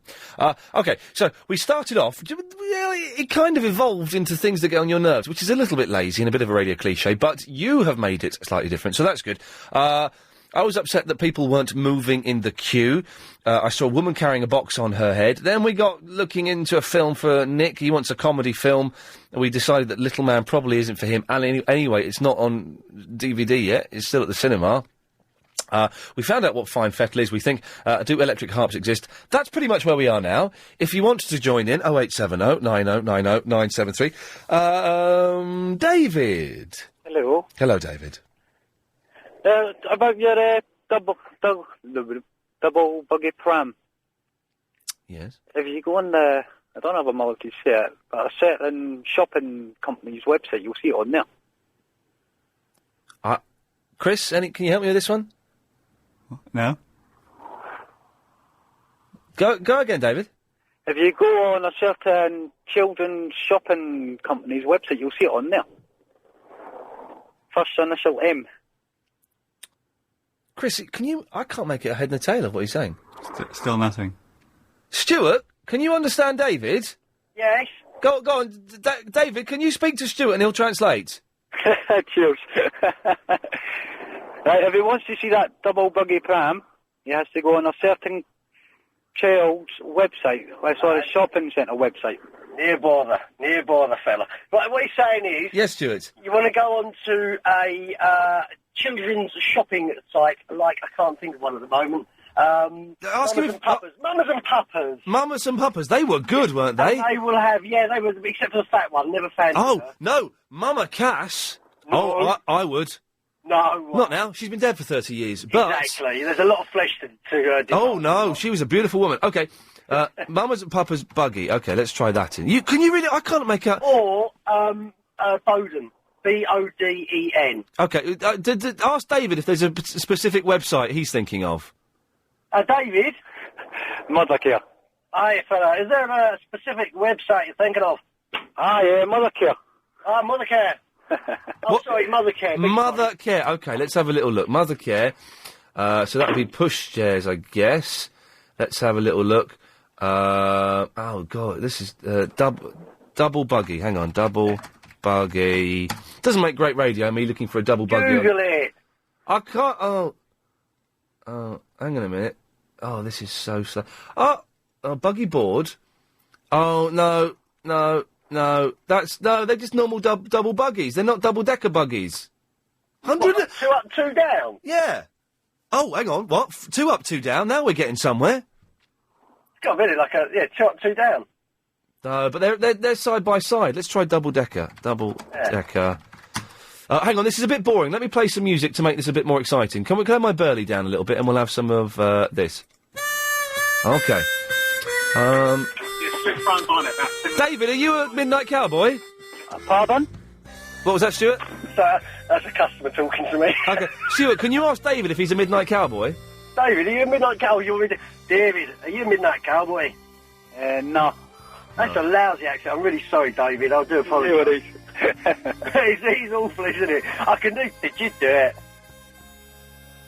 That's my Taggy impression. I love being a Did you do it? Did you? Did you do it? Is that any good? There's a bit more to it, but I couldn't bet on radio. Yeah. Sorry, fella. Are we doing all right on the radio here, Ian? Quick, because I've got a customer standing by me. It's all getting very embarrassing. Yeah. So what are you up to at the moment, David? I'm sitting in a lay-by on the road to Tilbury. Yeah, funny enough, I'm parked up there. Do we get paid for this?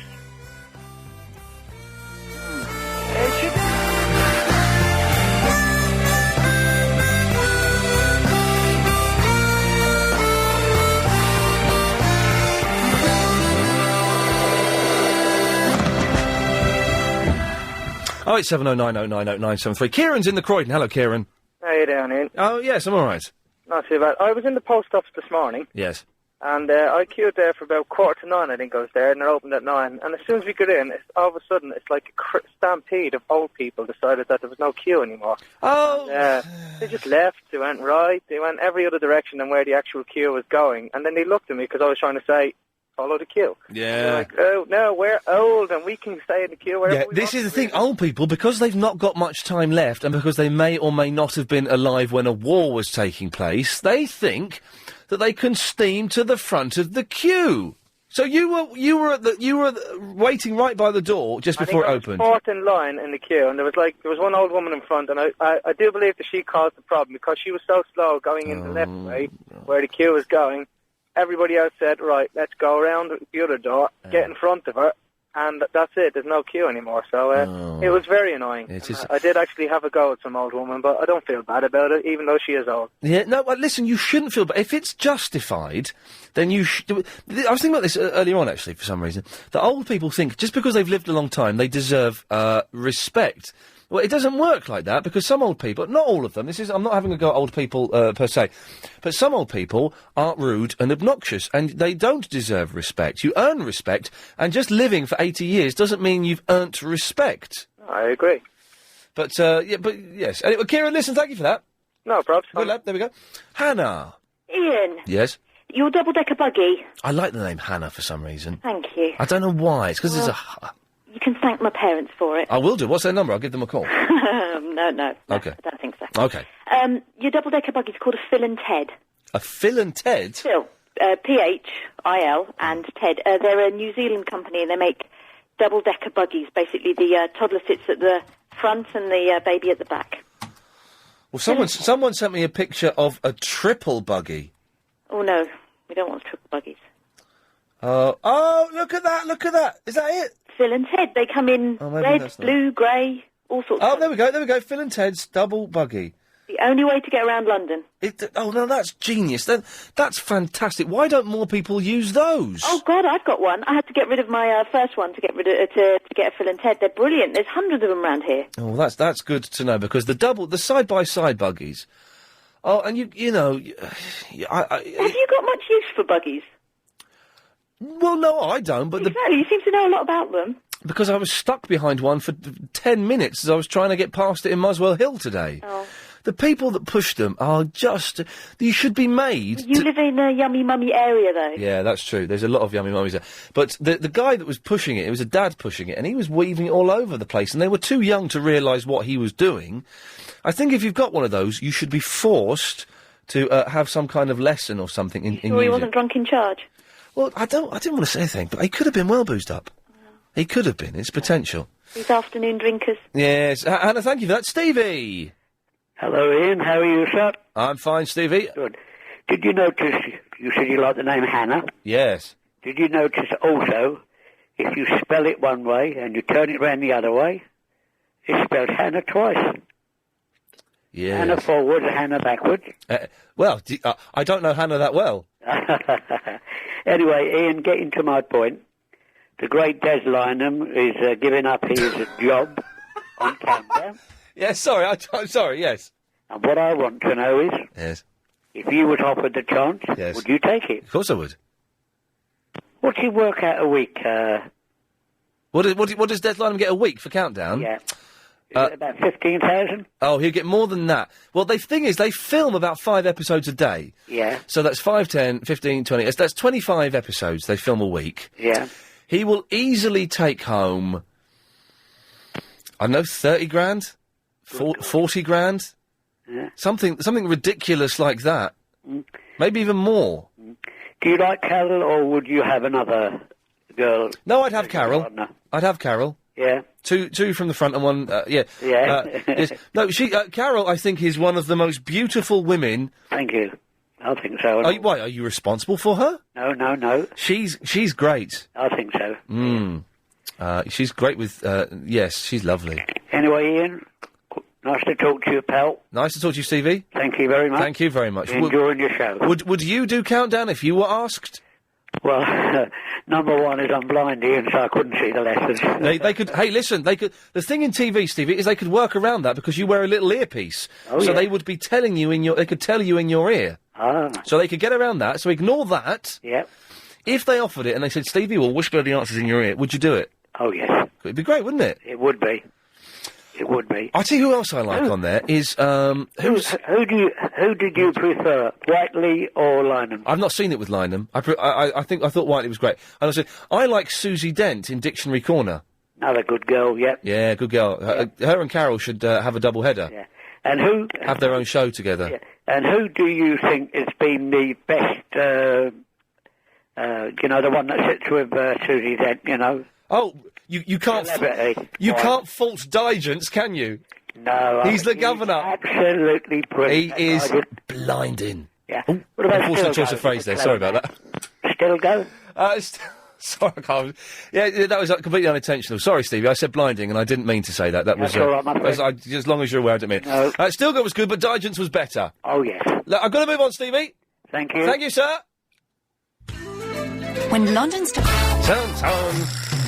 Can we ignore the fact I said blinding to a blind man, please? It was one of those things, and Stevie obviously wasn't offended or anything like that, and I'm sure you could say worse things. But it was a pure Alan Partridge, nay, Richard Madeley moment. Jeez! Anyway. Barbara! Yes, this is Barbara. God, they're all coming out of the woodwork today, aren't they, Babs? Yeah, they're all coming out of the woodworks now, aren't they, Ian? Aren't they, Babs, yes. Yeah, you know when you say the telephone number's so slow, sometimes because you say you don't think an old person will pick it up. Yes. Well, I must be a genius, because I still remember the telephone number from when LBC was at Crown House. What? But that was a different number. Yeah, but I still remember it. In my... Was that 0171? No, it was 3538111. And I know it off by heart. I'll never forget that number, 3538111. Yes, yes. Oh, Yeah. well, that's good. What have you got against old people, Ian? Sorry, what? What have you got against old people? What makes you think I've got something against old people? What have I said today that's giving you the impression I've got something against old people? Oh, I see. Listen, Ian, can I ask you something? No, I've asked you a question. What have I said today that makes you think I've got something against old people? Nothing today. Okay. No, but you have done. I know that. Because, some old people are quite intelligent, Ian. That's patronising, Barbara. Some old people are quite intelligent. Yes. A lot of old people are very intelligent. I see. Listen, Ian, can I ask you something? Of course you can. Now, I don't know how to say this. Uh-oh. But I'm having a bit of trouble in finding somebody that I used to like to listen to. That doesn't mean to say I don't like the LBC. Don't get me wrong. No. And I think you know James H. Reeve. Oh, yeah, oh, you're a Hillman, are you? Huh? Yes. Okay. Now, I have been going through hell upon earth to try and find Hell this upon one, earth, yes. and I yes. can't find it. Oh, hang on, Chris has bought me a Twix. You're right, Chris. This woman wants to find James H. Reeve. Oh, really? Yes. When was... Oh, it's a cold Twix. When was the last time you heard him? I used to listen to James H. Reeve when he was on talk radio. He's very good with words. He's very good. I'm a big fan of James Reeve. So, well, yes. up until... Then he went on to Key 103. Yes.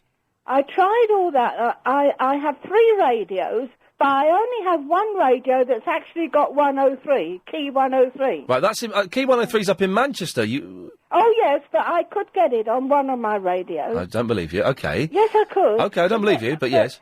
Then, Key 103, but I cannot find where he is. Now- and I'm not being rude. I like No. LBC, but I do like No. him. Hey, listen, I'm a big fan of James H. Reeve. He's brilliant. I do like He's one of the he's one of the best. He left Key 103 about 3 or 4 months ago, and no one knows where he is yet. I don't think he's working at the moment. If someone can correct me, then please do. But I've got a team of people on the internet looking for him, because when he pops up, I want to be listening to him. Yes. And I don't think he's working at the moment, but he will pop up somewhere. People like that always do. Yes, I haven't got an internet. I'm 81 years old. I knew it! There we go! I was waiting for the time she was going to... 5 minutes, 30 seconds it took for you to say the I age. haven't got an internet. I'm 33. I haven't got an internet. I'm 33. Eh? I know. Lucky, aren't you, Ian? Yeah, I am lucky. Time is No, on my listen, side. it's not that. Very, very quickly. Very, very quickly. Well, I It's doubt not that. I have been upset by 2 people from LBC, although I'm a great listener of LBC. As you keep saying, but yeah. Yeah, I am. Yes. But I've been upset by 2 people Okay. very, very badly. Okay. I was accused. I'm not going to mention any names. No. A few months ago, I was upset by a certain person on LBC because when I was young, Ian. Where is this going? Yes, I'm telling you. Please when I do. was young, I worked on the Hillman Imp. I was working for Roots Group, which did the Hillman Imp, Sunbeam Talbot, Humber Hall. These are all cars, kids. These are cars. I know. I worked on them. Right. They had women working on cars. Right. What? How were you upset though? Because he didn't believe me. What? Right, don't mention this person's name. I'm but not what? gonna mention What the name, time of day I was was it? very upset. What time of day was it? From 7 onwards in the morning. Right, but don't mention any names, no, will no, you? No. But it was from 7 onwards in the Yeah, morning. yeah. Weekdays. Yes. Okay, but don't mention No, his I'm or her too name. intelligent for Okay. that. Okay. Well done. Yes, obviously. But what I mean is, it might have been my fault, Ian, because I said that I'd done a brake reline. I have applied brakes onto a car. They had women then. We used to jack the car up. You we used to- used to service So the car. you'd jack up and service, would you? Yes, Wow. a 500-mile service. Good girl. Adjust the tappets. So that was who else upset you on LBC? Without mentioning any names, what was the other incident of you being upset? Nobody except this horrible person. Okay. And, he's almost calling me a liar. Oh, So it might have been my fault because I have applied new brake shoes. I did apply, but cars were built different in the 50s to what they are now. Yes, weren't they just? And you could jack a car up, Yes. and you could get underneath, take the sump down. So you took your front down, gave it a good service, and then jacked the up. sump down, the sump, Okay. front sump. Yes. Adjust the tappets. Right, what- I'll never forget the overhead tappets. 'cause Oh the- God, who could? Who could forget the overhead tappets? Weren't they from Detroit? Pardon? The overhead tappets. Were they big in the 60s? No, we had overhead tappets to Right, adjust. okay. And we also had Yes. side valve. 88. Barbara, I've got to go. Yeah, well, I don't, I Finish do sentences. not feel stupid because I'm old. You are not stupid. Long way from it. And, don't upset me anymore with the old people. I've not. What have I done? I've tried to help you, Barbara. I'm on your side. And thank you very much for not mentioning any names. Very tactfully done there. Yeah, everybody thinks Karen. Oh, hi, Ian. Hello, Vicky. Yeah, hi.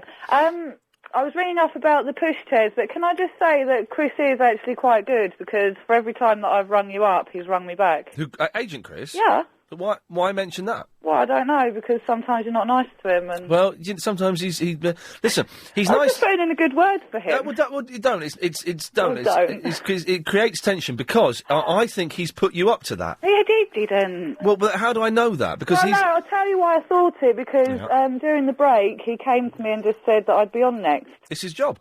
Well, I know. Chris, what have you said to Vicky to get her to say this on the air? What's she been saying? She's been saying that you're really good at your job and that that she just wants to put in a good word for you. But why? Why is she doing this? I didn't tell her to, if that's what you're saying. That is what... are you accusing me of saying that? Did you just say it? Nightmare. Well, what I'm saying is, why has she come on here now when no one else has done it? No one else has come on the show at any point over...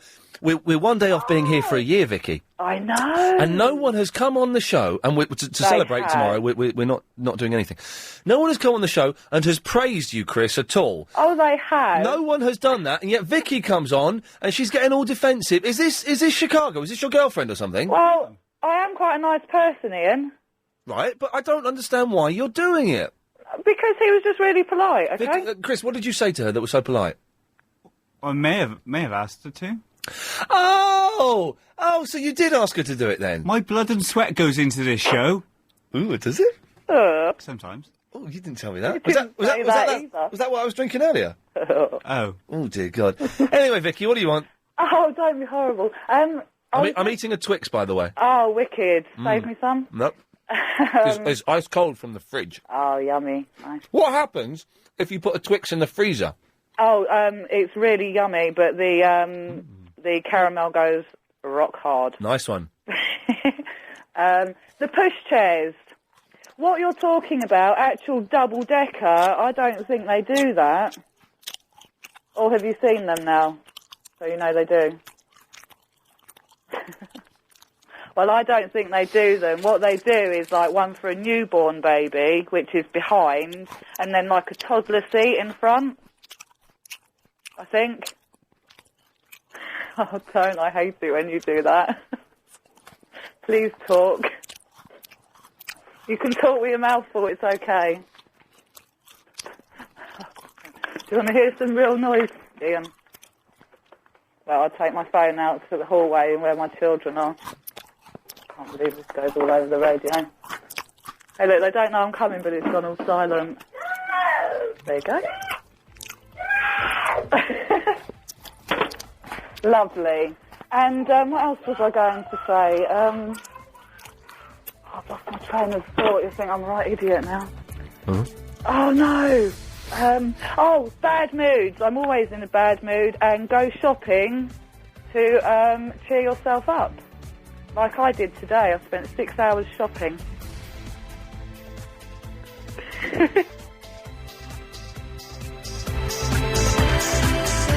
Afternoon Wireless Show. Not ready to do it. I'm ready to do it now. Sorry, we were just talking behind the glass. It's 5 o'clock already. For some reason, I thought it was 4. That's good. Time flies. Yeah. So, okay. 08709090973. We've discovered that not all old people are stupid. I didn't say that. Barbara said that. Very odd. Thing. It took her 5 minutes to say how old she was, unprompted, so that's kind of cool. Yeah, 5 whole minutes, I think. That's including the waiting time, so maybe it's a bit less. Boxes on head, double buggies, people who don't move in queues, electric harps, fine fettle, and saying blind... Were you here when we stood to Stevie? The blind guy? And I said to him... He asked me what I thought of, I don't know, Carol Vorderman. I went, yeah, she's blinding. Oh, God almighty. He didn't notice it, so I stopped the conversation and pointed it out to him so that people at home didn't think I was making a crass joke. I wasn't. I was just being an idiot. But, never mind, these things happen, and he was fine with it. He realised it was... So, you were talking about those things. I could say more stuff for you to talk about, but, what's the point? Elaine! Hi, Ian. Hello, Elaine. Hello. I'm not actually phoning up about any of your topics. Good. But I just wanted to say how much you made me laugh on your phone call with Barbara. You were so funny. She I was was, sitting here literally crying with laughter. She was a character. Mr. Lloyd, the head of Me, came up here as well. But it's you. You're so naughty. And they Please just don't don't say- Mr. Lloyd. realise Is when what- you're sending them up. And it's brilliant. Well, Elaine, thank you very much. But don't now. Barbara may realise I was possibly sending. I was only sending up a tiny, tiny little bit. Oh, I'm sorry giving it all away. That's quite all right. But I really enjoy it. I didn't like you at first, but I've really warmed to you now, and you're just so funny. Thank you very much. That's very nice to know. Thanks, Elaine. Have a lovely afternoon. Look at that out there. It's grey and it's dark and it's overcast and it's gonna. It was raining so heavily at the weekend, so heavily. I thought I got windows that were on a slant in my bedroom. I thought the glass was going to break. It was just this. It was about 5 o'clock on. It would have been Sunday morning. Saw the sparks on Saturday, so it would have been Sunday morning. And just this noise, this racket was fantastic. Burse. No, Bruce. Burse. Bruce. It says Burse on my screen. Well, I'm afraid it's wrong. Can I call you Burse? The thing is, I tell you why. Because the way it works here, Burse, is I have a screen with the 10 lines on it, and Chris will rack up 2 calls at a time. He's not done that yet. It's a little bit unprofessional. And it says the name of the caller and where they're from, and sometimes 4 or 5 words about what they're going to talk about. And I forget, because I'm so involved in the conversation, and I'm quite forgetful anyway, I forget people's names. So I use this screen as a visual reminder to let me know who's calling. Now, the fact that it says Burse, it means it's going to be difficult for me to call you Bruce. Well, I'll be Bruce for the duration of the call. You're a good lad. Thank you, sir. What can I do for you? I was just phoning to tell you the difference between a harpsichord and a piano. Oh, here we go. This is culture, yes. The harpsichord, the strings are plucked, and in a piano, the strings are hammered. There you go. Okay, I didn't know that. The harpsichord is a good-sounding instrument. It's nothing to do with the colour of the keys, as you said earlier. It's the strings. But the keys are different colours, aren't they? Only on some very early harpsichords. Oh, okay. How do you know this, Burse? You don't sound like an educated man. Oh, thank you very much. Okay, that's all we're going to get out of that, and I think I may have offended him. Hey, Aisha? Aisha, I'm sorry. Hello, Aisha. Right. Hello. Chris, you could have written that phonetically, Chris, and saved me the embarrassment of getting her name wrong, you see. If names you think I'm going to struggle with, which I do quite often, write it phonetically. He doesn't even know what phonetics are. That doesn't matter, does it? He likes on the radio. Yeah, but when he's typing, then yes, it does matter. What can you do? Sack him. You are cruel, aren't you? Gotta be cruel to be kind, Aisha. You ever kind to him? I don't know. That's true. Eee. It's a bit tense, isn't it? Well, maybe. Okay. But what I want to say is, did you go see Sparks on Saturday? Did I go what? See Sparks.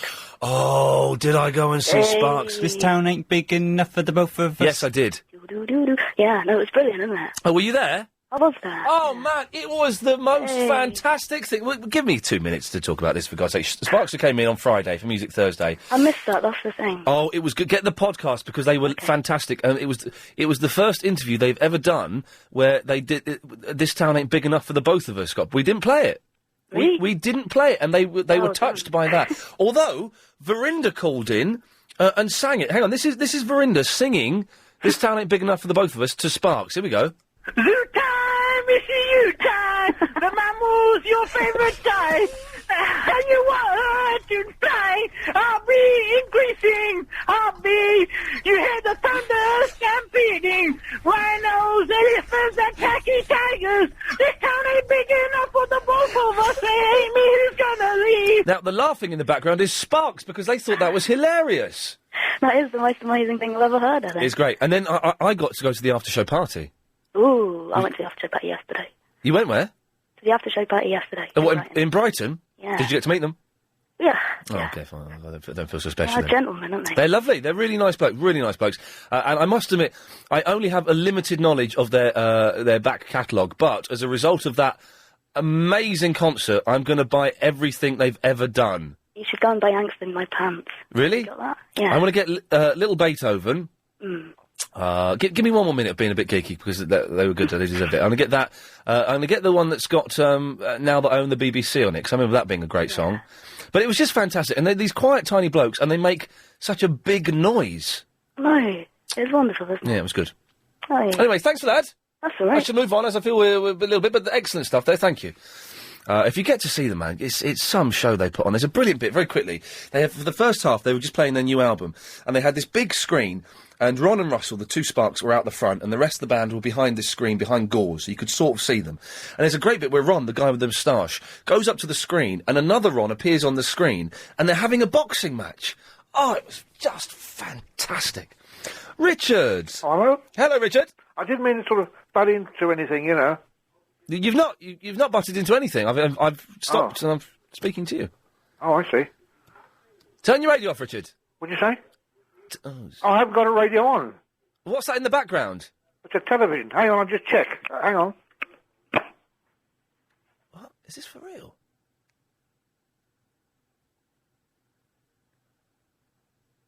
You're listening to London's LBC 97.3. Normal services will resume when Richard gets back. Hello? Hello, Richard. Oh, sorry, what was your name? Ian. Ian Lee, is that right? Yes. What were you watching on TV, Richard? Oh, well, no, my wife's just watching it, you know. She watches the television Yes. at this time, you know. Yeah. It's just that I have all these sort of things buzzing around in my head, you know. I bet. Hello? Yes? Oh, no. I was just thinking because, you know, in the mornings, people phone up in the mornings. You get Sarah Kennedy, and then after that you get people phoning in. Yeah, on Radio 2. Yeah, that's right, yeah. Yeah. Oh, I thought it was the same thing. This is LBC 97.3. Oh, I see. I didn't mean anything bad or anything like that. No, nothing. You know. Yes. But I was just, because in my life I've had so many adventures. I bet you have, yeah. Nobody knows about them. Nobody believes them, yes. Well, no, I don't know about that, but nobody knows about them, you see. You should write a book. Well, I don't know. I've got 30 seconds where I have to go to the break. Give me a hint of one of your adventures. Well, one of them is my dad. He was in the Gurkhas, and he's always trying to save my life. Always. Not mine, but other people's lives. He was always doing that. Wow, that's an adventure you've had there. Sorry, I didn't... You know, I wasn't trying to say... but it's only one evening they wouldn't let me go home. Right. Because they wouldn't let me go into the room, my room. This was in Pune, India. Wow.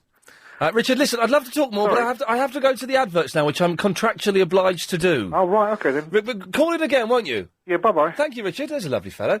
0870 90 90 973. Iain at lbc.co.uk. More of your calls after this. Yusuf. Hi, Ian. How you doing? I'm all right. For a Monday, it's actually been a pretty good show. We've dabbled in a few radio cliches, and maybe tomorrow we'll do conspiracy theories. I don't know. But apart from that, it's been all right. Yeah, I've been listening to the whole show. Are you bunking off college today? No, I finished at 2:40. Yes. Wicked. Wicked! Yeah, I was just going to ask, do you know Verinder, what's he doing at university? Was it economics or accounts or something like that? Yeah, alright. Also, could you sleep well last night? Did you sleep easily, or was it... I slept very badly last night. I didn't get to sleep, 'cause we did Triple M last night, so I got home about 25 to 1, 25 to 2, and then I potted around on the computer a bit and went to the forum, stuff. I got to sleep about 2:30, and I woke up at 7, because my builders were trying to get in. They've got keys, but they couldn't open... The front door is very odd, and I don't understand this. If any locksmiths can explain this, speak to Joe Parkinson's boyfriend. Or husband. My lock doesn't open on the door, and what you have to do is you have to put your lips up to the lock and blow it like that, and then put the key in, and then it works. But this builder was a different builder. He didn't know that. So after 15 minutes of hearing him scrabbling around trying to get in, I just went down and let him in. So I've had 4.5 hours sleep. I only had 3. I mean, I've had 2.5 hours sleep, I meant. All right. Yeah. Wicked. Have you been to mydeathspace.com? Excuse me, what? I read on the newspaper last week. There's a mydeathspacenow.com. And what does mydeathspacenow.com? No, mydeathspace.com. And what does that mean, I don't know, I don't really understand it. I think it's like... Oh, God. It's people who has MySpace who've just recently died or something. What? Hang on a minute. Well, this is probably too... We probably should have checked this before we broadcasted, but we're in now, so we'll have a little look. Hang on. mydeathspace.com. Let's have a little look. See what comes up here. My dad is... we have given... Oh, yeah. We have given you the opportunity to pay your respects and tributes to the recently deceased MySpace.com members via our comment system. Yeah. Gosh, that's a bit macabre. Okay. Okay, well, I don't quite understand that. But it looks a bit macabre, yes. Has that bottler phoned in today, or attempted to phone in? Which bottler would that be? The one you left a voice message on his voicemail. Oh, last night? Yeah. Justin, he called back again last night. Basically, Justin, on the Triple M show, was quite good. He called in because someone phoned in and said they wanted to have Arab phoned in and said he wanted to have an argument with me, but he was going to take a stance that he didn't believe in, just have an argument. He said, all vegetarians are gay. Okay, obviously a ridiculous thing to say, and he didn't believe it, and I destroyed his argument. Then Justin calls in, and is all upset, saying I've allowed homophobia onto the radio. And I said, what do you mean? He said, well, I'm a vegetarian and I'm not gay. So I said, hang on, are you upset that as a vegetarian you were called gay? He said, yes, I was offended by that. So he was the homophobe. It got very confusing. He kept putting the phone down, and anyway. But no, he's not called in today. I don't think he'll ever listen to me again. Yeah, all right. I'll let you go. Let's stick to your other callers. Yusuf, thank you very much for that. Kelly. Hi, Ian. I just wanted to say, love your show as always. And in regards to the guy you were speaking to earlier, Stevie, when you said about something being a blinder, or blinding, yes. I myself, it's not a complaint, I was just going to say, I myself am blind, and I wouldn't take offence to that, and I don't think most blind people would. Do you know what? This is interesting. He was blind, and I said, something was blinding. And I don't think most people would, but... No, I mean, I think it would be very few, because I myself am totally blind. Yeah. Yet I often say to other people, oh, did you see that on TV last night? You know, because it's common language. I think that's it. It is common language, and I think the reason that it made me feel uncomfortable is because some slightly ignorant listeners would think that I was trying to make a cheap joke when I wasn't. But you've just hit it straight on. It's ignorance. Yeah. You know? Yeah. I mean, most people, I think, from my personal experience as well, would feel much more comfortable with just being treated, dare I say, normally, as the average person. I understand that totally, and that's I guess what I try to do. But the very fact that I try to do it means that there is some element of not being able to do it naturally. I think you did the right thing by saying it. But I don't think also it went unnoticed to him. I just think he would, like the rest of us, pretty much take it as common language and just scoot I did just want to point it out to him, just in case he had missed it, and in case someone thought, oh, Ian Lee is making cheap jokes, cheap cracks at the blind, which is... But I wanted to ring up and actually speak to you, because I thought, you know, you're going to go home feeling, oh, God, I did something wrong and awful. Yeah. And actually you didn't. You probably did the one thing that most blind people... Or had it been another situation and another disability, most people in that situation wish that everybody would do is just be normal. Hey, Kelly, thanks very much for that, because it had made me feel slightly uncomfortable. Well, please don't. That's very kind of you. Thanks for pointing that out. And love the show as always. Thank you, Kelly. All right, thanks. Bye-bye. Bye. There we go. 0870 90 90 973. Lynn is in the Forest Gate. Hello, Ian. Oh, hello. Have you been taking helium? How are you? I'm fine. How was the weekend? It was good. Are you drunk? Are you drunk yourself? What has happened to you? Have you just made love or something? You sound very perky. You always make me laugh. But you sound... I can't stop laughing here. You don't stop laughing? You can get locked up for that. You sound an octave higher, and you sound full of... Oh, God, you have been drinking. Take life easy, I said. Yes, I bet. Yes. Yes. Now, Ian. Yes, Lim. Good. Good indeed. You know, someone said that... All the world's a stage. Someone said something that whenever I start to speak to Ian... Yes. I'm always relaxed and sweet. Sweet. But when I speak to Clyde, it's the other way around. You do get very excited on Clyde's show. No. Someone phoned you and so said that. Right. That was about a few weeks ago. Oh, I don't remember. Yeah. No. So what do you think about that? I think that when you phone me up, you are quite calm and relaxed, and you do sometimes get very angry and excited on Clive's show. You know, to be be honest, the person. Well, you know, Clive, he always like to pull my legs. No, I don't think Clive does. No, we know each other. He does it, but he knows I know. So it doesn't matter. Okay. But, you know, that person said, when I talk to Ian, That's I'm always me. relaxed and sweet. Yes. You sound a little bit hyper today. I'm slightly nervous because you sound... Is it? Energised. Normally you sound a little bit laid back.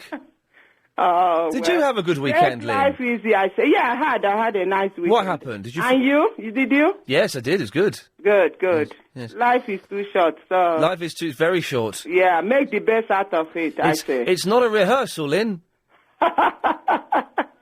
Because you die. No. Yes. No. Well, thank you for that. Take care. What was that all about? That was bonkers.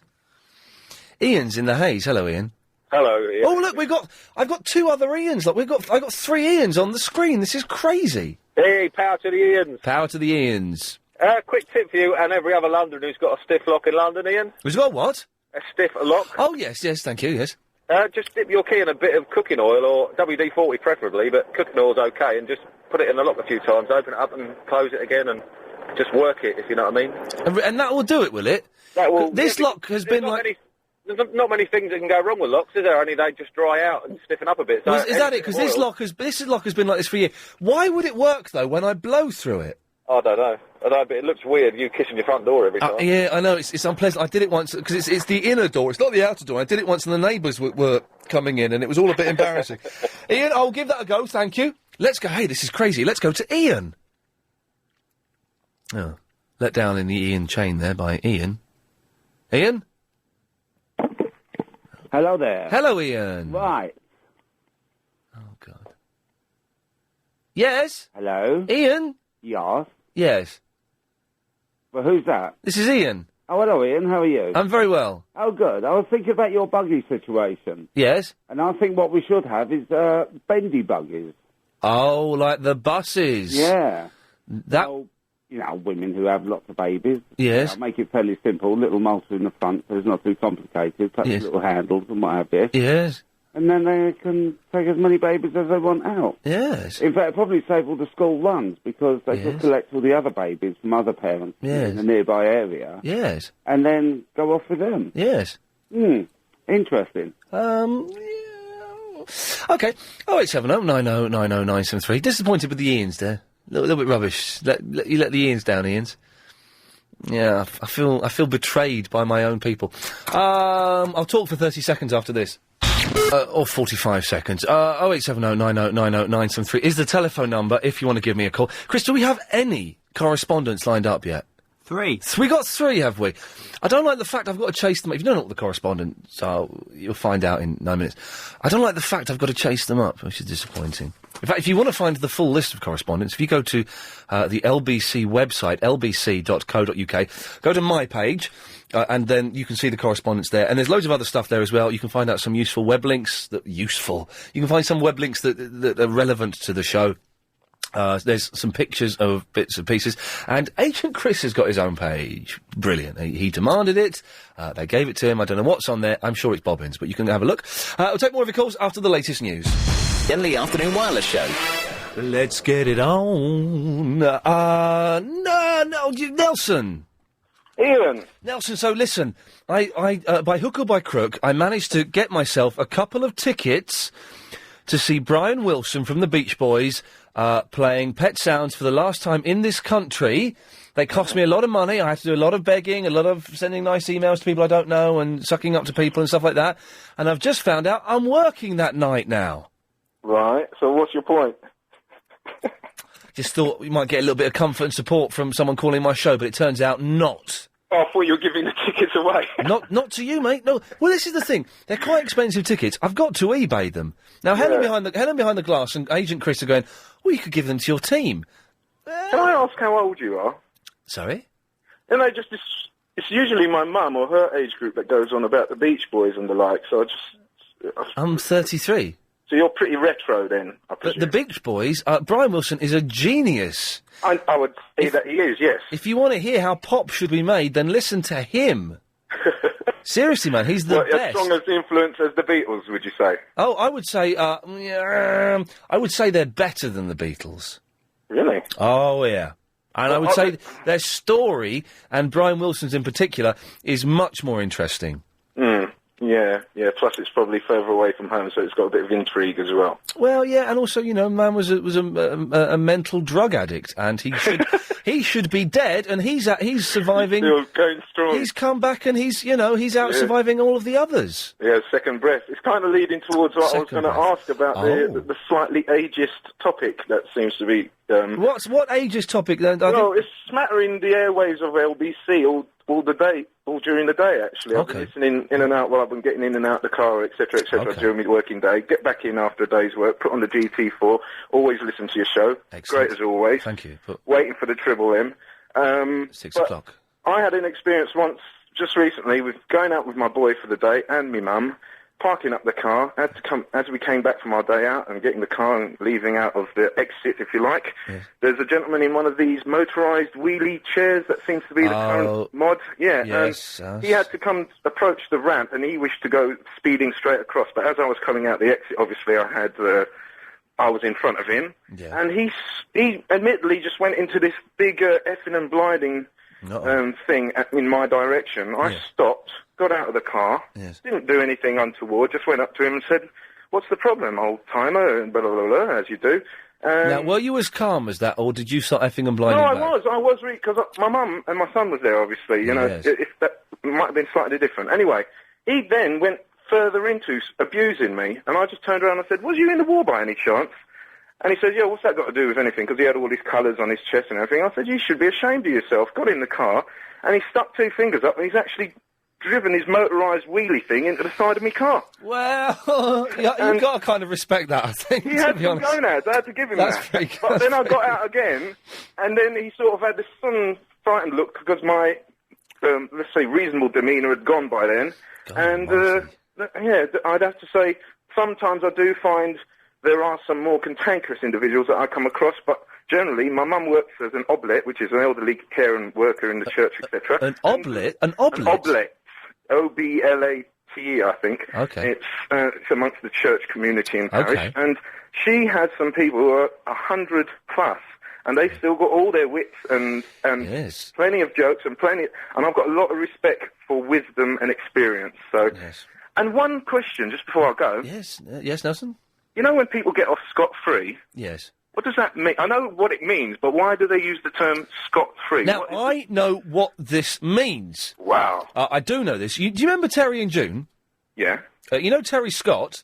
Yeah. I promise you this is absolutely true. I promise you this is true. In the 50s, he was accused of a crime he did not commit, and he got off scot-free. Absolutely true. Absolutely true. I thought it went back, centuries. No, it goes back 1957. Whoa. So you could say he got off Terry scot-free. It's interesting, isn't it? Yeah, you've got me there. One little other query. Oh, for God's sakes, Nelson. Last one, because I won't come back on again for a while. Okay.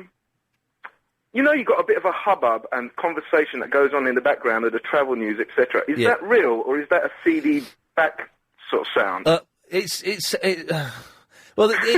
Why do you think it might be sound effects? I used to work in radio engineering, and it sounds like something that's like a pad in the background that's on a loop, or possibly something that's pre-recorded. Is it genuinely a busy studio? No, it's a CD. It's a CD, so it makes it sound like they're in a busy travel centre. This is brilliant. I shouldn't really say this, but this is true. I didn't think you would divulge. No, well, do you know what I mean? Contract's running out soon. Who knows what's going to happen? Respect to the max, let's get it all out. And if you listen carefully, you can hear there's familiar things pop up. Now, the thing that I spot quite a lot is someone coughs, but they cough once, then twice. So they go. There's that in the background. You hear a woman in the background kind of go, make that kind of noise. That sounds like Double Agent Chris on there as well. That's it. Yeah. Arguing. Yeah, that's it. It's not Agent Chris, but it sounds like someone like it. And there's a few sounds. You'll have a listen in the next bulletin at 2:15. See if you can spot any of the repeats. Nice for your time, mate, and I'll listen out for the Triple M. Always a pleasure. It's 5:39. It's time for the daily 5:38 Daily Correspondent Update. Brought to you every day. Daily. Salutations, Londonium. This is David Hackley, Ian's longest staff correspondent and a lover of Anna Raven. And did you know that... Come on. Come on, you can do it.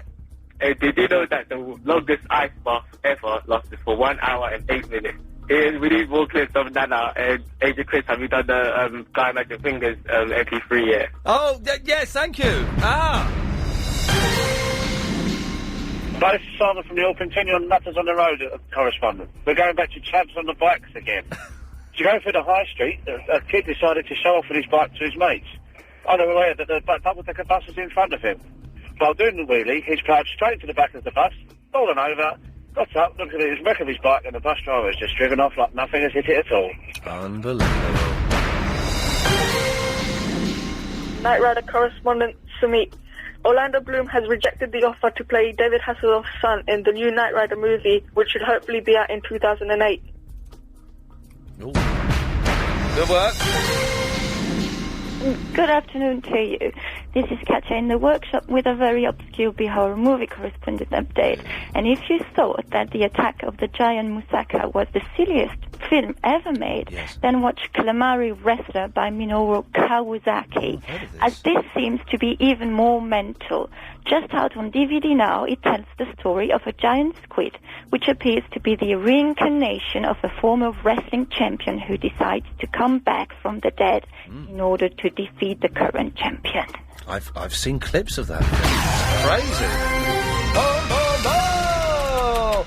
Yes, as a caller before the correspondence was saying, Triple M at 6 o'clock is where your calls go straight to air. And it was a good one last night. We do it on Sunday nights as well, 10 till 1, and it was quite a good one. There were a few heated arguments. One guy called Stephen saying there'd been a shooting every day in the last 30 days.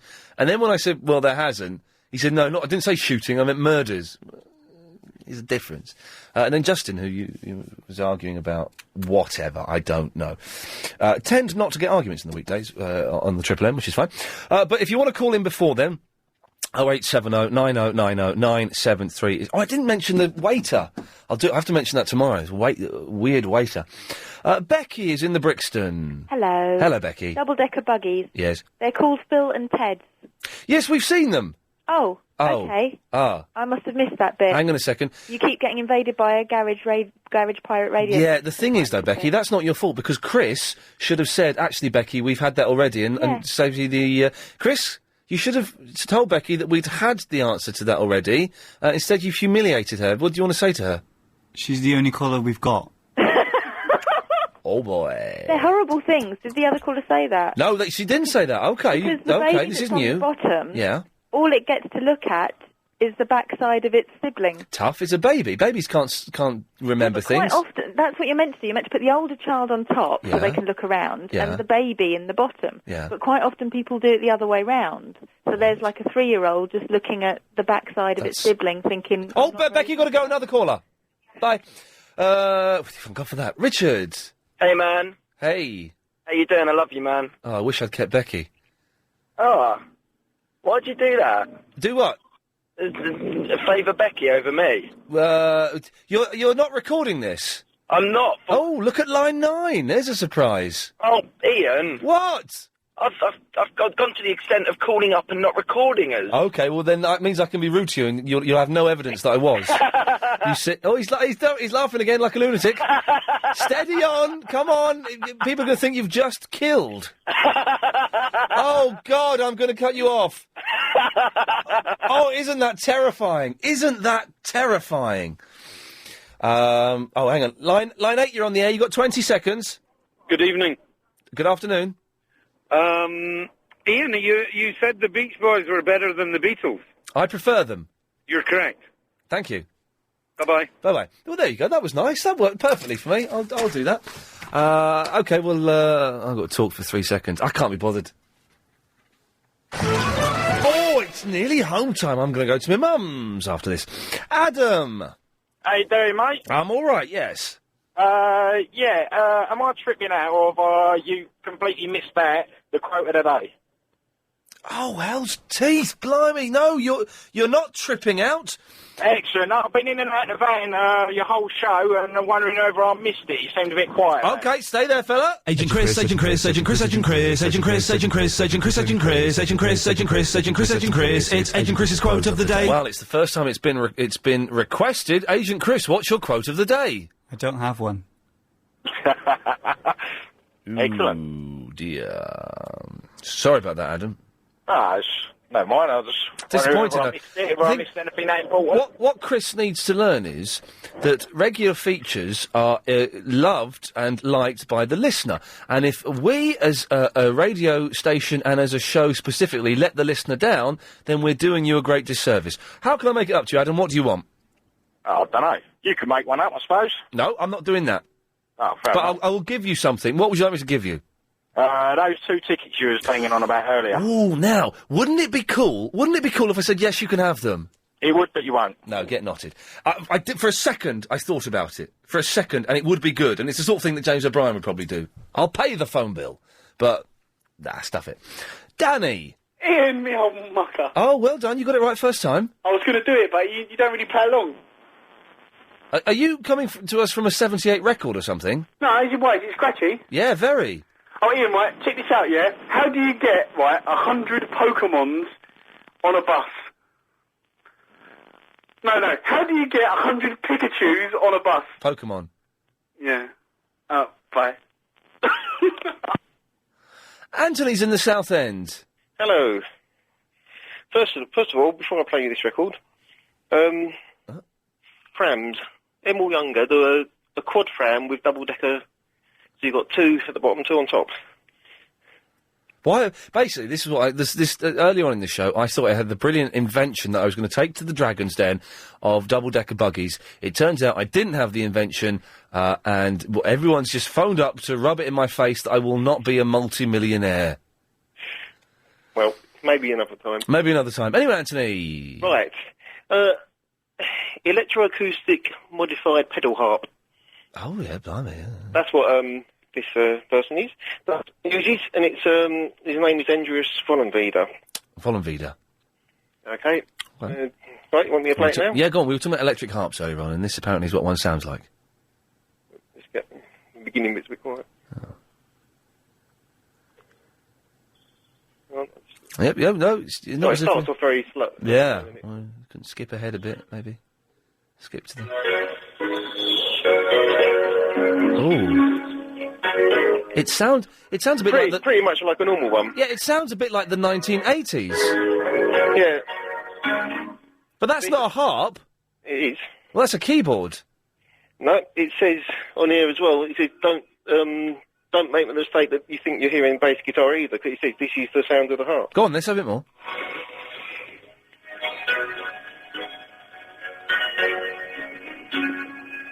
What, this is a harp that sits between your legs and you pluck it? Yep, it's a big, it's got a picture on the actual album. But it sounds like the theme... harp. It sounds like the theme tune to Arthur. No, I'll put the next track on if you want. Yeah, go on, see if that sounds like theme tune to Ghostbusters 2. I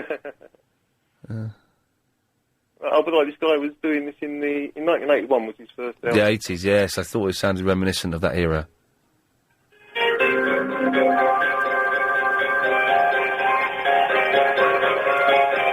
Anyone can fall in love. Yeah, that's rubbish. Do I touch that and that comes up? Yes, Don! Hey! Yes? How you doing? I'm alright, Don. Right, listen. Right, did you see the rainbow? No, I've been in the studio. Well, I just spoke to your guy and he said it was near a window. And I asked him to look outside if you saw the rainbow. And did he say yes? Oh, he said he was going to call me back. He's just called me back, but Right. he hasn't asked. Agent Chris? Okay, you're nowhere near a window, Chris, apart from one that looks through into the studio, and that's not really a window. We didn't say which type. Oh, he's trying to be clever just like you, isn't he? He's trying to be, but unfortunately he hasn't got what it takes to be clever just like me, and that's brains. Well, I beg to differ. But anyway, What does that mean? Look, I'm not going to argue with you. Oh, this is... Oh, I know who you are. You're that idiot, yes. Okay. Oh, no, I'm not an idiot. You're the idiot. No, because you phone in and you argue with me, and then you lose the argument. Phoning in, just manners. Excuse me for speaking while you're interrupting. You phone in. Listen. Interrupt me again, and I'll cut you off. You phone. There we go. Okay, Miranda.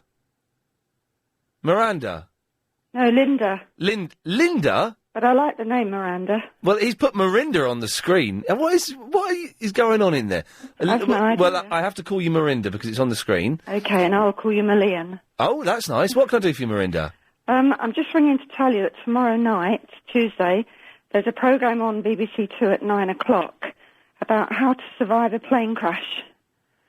I thought it might interest you because you don't like flying, do you? Yeah, because I'm afraid they might... Thing is, you can't survive a plane crash, can you? You can, because the trailer to this programme... Yeah. Do you remember a few years ago there was, I think it was a DC-10 or a TriStar, it sort of cartwheeled across the Indian Ocean? No. And it was filmed by someone on the beach, and about 50 people survived it, even though the whole plane sunk. I actually feel nauseous. Seriously, I feel sick. It says, despite the fact that 3 million people take to the skies every day, many fear that if a crash occurs, they will not survive. Yeah.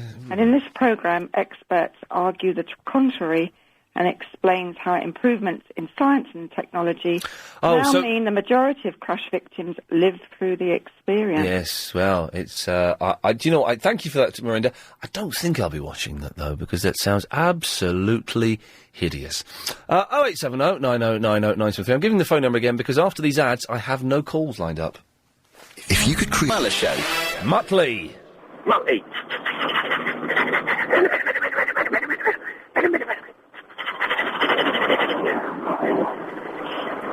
Okay, he's gone.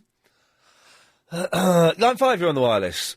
Hi, Ian. It's Toby from Hayes. Hello, Toby. How you doing? You sound a bit desperate for calls. Just a little bit, yes. Yes, I've got little Miss Toby Jr. here, and I've been training her to give you a trail. Oh, go on. This will be good. Say Ian. Ian. Say Lee. Lee. Say LBC. LBC. What do you think of that, then? Excellent stuff. Thank you very much. That was brilliant. Line 6, you're on the wireless. Good day, my friend. Yes, my friend. Your man Nick at the top of the show at 3 o'clock. He's looking for a comedy. Oh, Nick is wants to watch a comedy film tonight. Yeah, may I suggest the excellent Anchorman? Oh, no, you may not, because it's a load of rubbish. Oh! Really disappointing. The only good bit is when they sing that 4-part harmony. The rest of it is atrocious. Oh, I disagree with that, but I'm looking forward to the new film with Sacha Baron Cohen. Oh, boy, yeah, I'm looking forward to Borat. That looks really good, Ian. Yeah. Got to go and see it. Okay. Good night. Thank you. Anchorman was disappointing. Yes, line 1. Just a few impressions. See if you can get who these are. Number 1, and I will not stop until I find freedom. Nelson Mandela. Correct. Number 2, love me tender, love me true. Elvis Presley. Number 3, Billie Jean is not my love. Michael Jackson's. Yeah. Number 4. Is this the comedy one now? Sorry? Okay, go on. Oh. Do you name me any impression? I can do it. Well, you can't do any of the people you've just tried to do. My name is Nelson Mandela. No, isn't that good? Well, you have to say his name. Yeah. Yes. Anyway, if you missed the show today, it sounded like this. Oh my God! I've got an invention for Dragon's Den. Double-decker buggies, isn't it? The way you sip your tea. I haven't got an internet. I'm 81 years old. I knew it! Oh, check it out! What are you doing? Sorry. Come on, bring it on, big boy. Lost? Spell it. L-O-S-A... Oh, lost. I can't understand what you're saying, that word. L-O-S-A... Lost. Lost? Yes. South Norwood. A place to be proud of. Cashier number 4, please. I'm freaked out by this woman carrying a box on her head. You've got to calm down, Ian. I haven't got a radio on. What's that in the background? It's a television. Hang on, I'll just check. Hang on. What? Is this for real?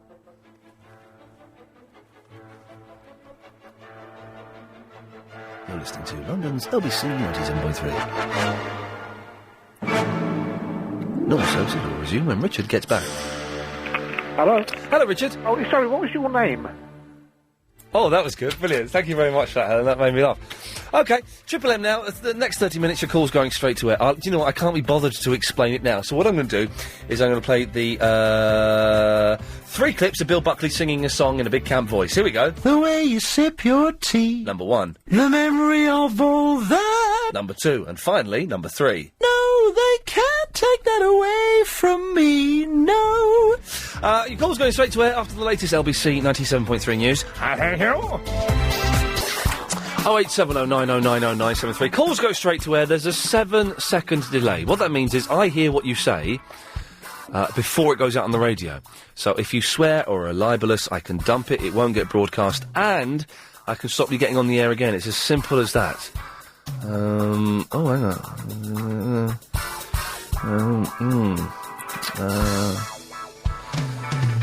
There we go, bloody. Sorry, I was reading an email there.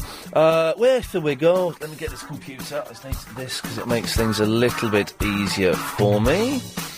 Let's go to line 5. Line 5, you're on the wireless. Hello, Ian. Oh, it's Graham, everyone's favourite old man.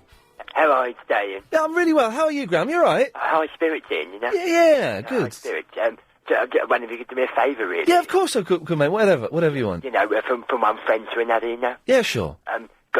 Got my new album. It's coming out soon, Ian. Oh, right. Crap Youth, Ian, you know? Crap Youth, yes. It's a bit of punk, psychedelic 60s rock, a bit of blues, a bit of progressive rock in there as well, Ian. Fantastic. Right up your street, I think. Fantastic. Ian, you know? The new album's called, the title, can I give the title, Ian? Is it rude? No, not at all, Ian. Then give the title.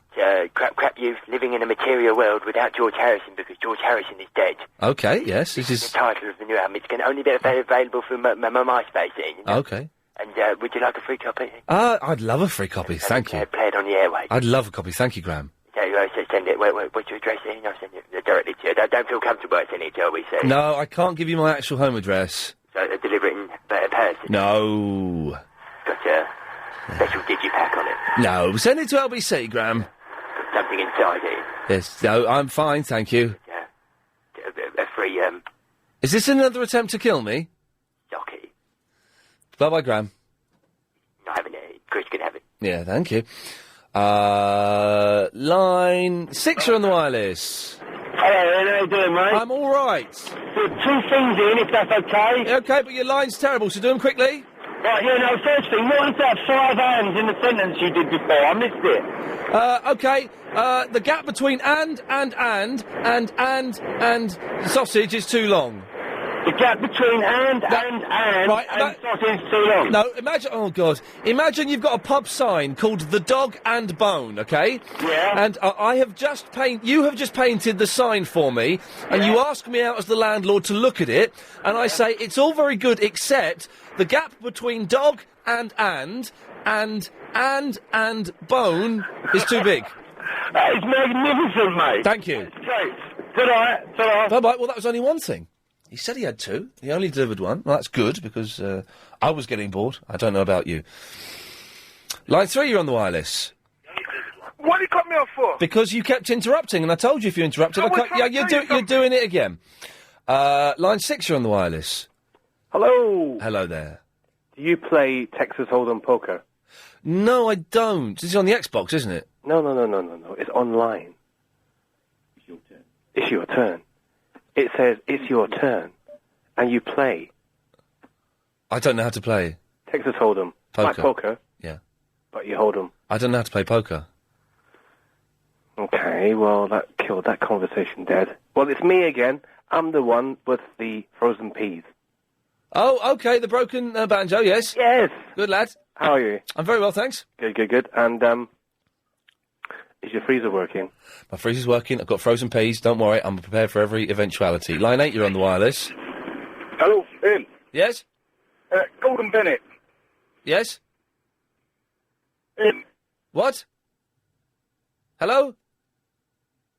If he's asking where Gordon Bennett comes from, I know where Gordon Bennett comes from, but I'm not going to say because I don't know if that's what he was asking. Line 10, you're on the wireless. Ian, do you remember a year ago you said that you was going to get Mr. T on the show? That was exactly. That was over a year ago, and I got him on the show. You didn't? Yes, I did. Not physically? Not physically, but I had him saying, you're listening to Iain Lee on LBC, and that was enough for me. That was enough for me as well. I apologise. Apology accepted. Line 7, you're on the wireless. Yes, bro. Hey, Rab. Dick, bro. I got cleared the air. You got me in a lot of trouble last night. I ain't homophobic, bro. Not at all. No, you said that all vegetarians were gay. Yeah, it was for the sake of the argument. I know that, but this guy Justin didn't, and he went bonkers. It turns out he was the homophobe anyway, so don't worry. Look, all I want to say is, I love him, man. You know what I mean? Yes. Like, I don't hate no one. Good. Look at my video collection, innit? Like, that's all I say. What? Like, fit birds, innit? Yeah. Not like the men doing it. Right, okay, lovely. Thanks very much for that. Yes. Line 8, you're on the wireless. Thank you. Line 6. Oh, line 6, you're on the wireless. Hi, it's Damien from Thailand. Hello, Damien. Live from Thailand. Okay, listen, we've got some momentum going here for Iain Lee for president of Thailand. Don't get me involved with it. I'm sorry, I'm sure on Friday you said you wanted to be the president. I've got 3 questions for you. Go on then. First, what do you consider to become slightly Buddhist? I'd become slightly Buddhist, yeah. Okay, would you consider to eat a little bit of meat just to make them happy? I'd pretend to eat some meat.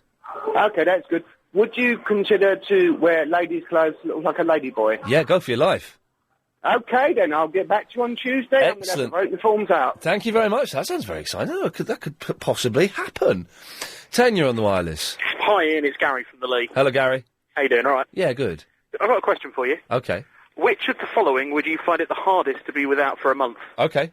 The internet, radio, or TV?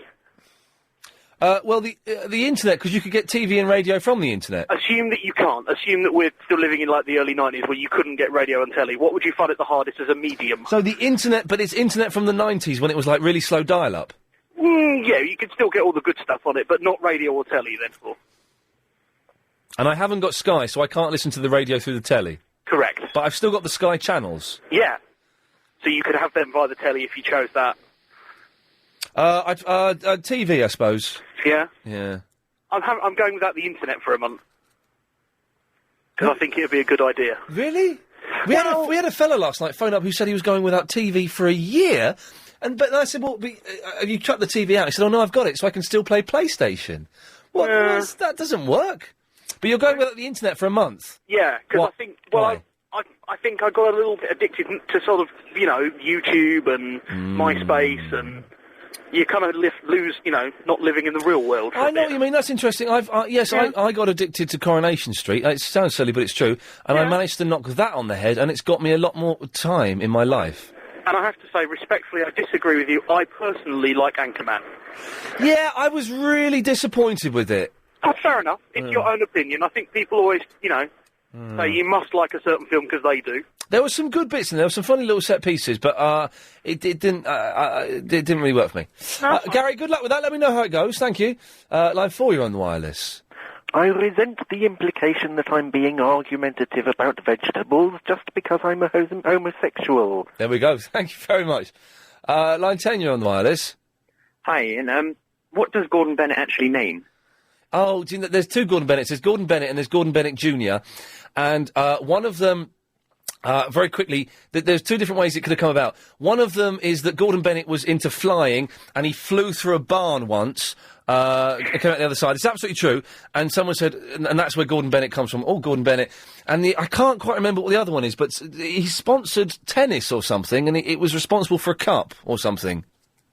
Okay, all right, thank you. And also, Anchorman is so overrated. Yeah, it is, isn't it? I'm slightly wrong on the Gordon Bennett, but it's something along those lines. Wireless show. No, they can't take that away from me. Line 8, you're on the wireless. Standard. Evening Standard. Yes. West End Final. This is the original Standard, man. There's only one. Oh. Iain Lee had a great, great show today. Tune in tomorrow for more great shows. More news tomorrow. Yes, he's the original one. He got me a little stroppy there, wasn't he? A little bit angry. Line 2, you're on the wireless. Very good show, Ian, today. Thank you. I thought it was very good. Excellent. I was listening to all of it. Thank very you. good. Thank you, Ashley. All right. Bye. Line 9, you're on the wireless.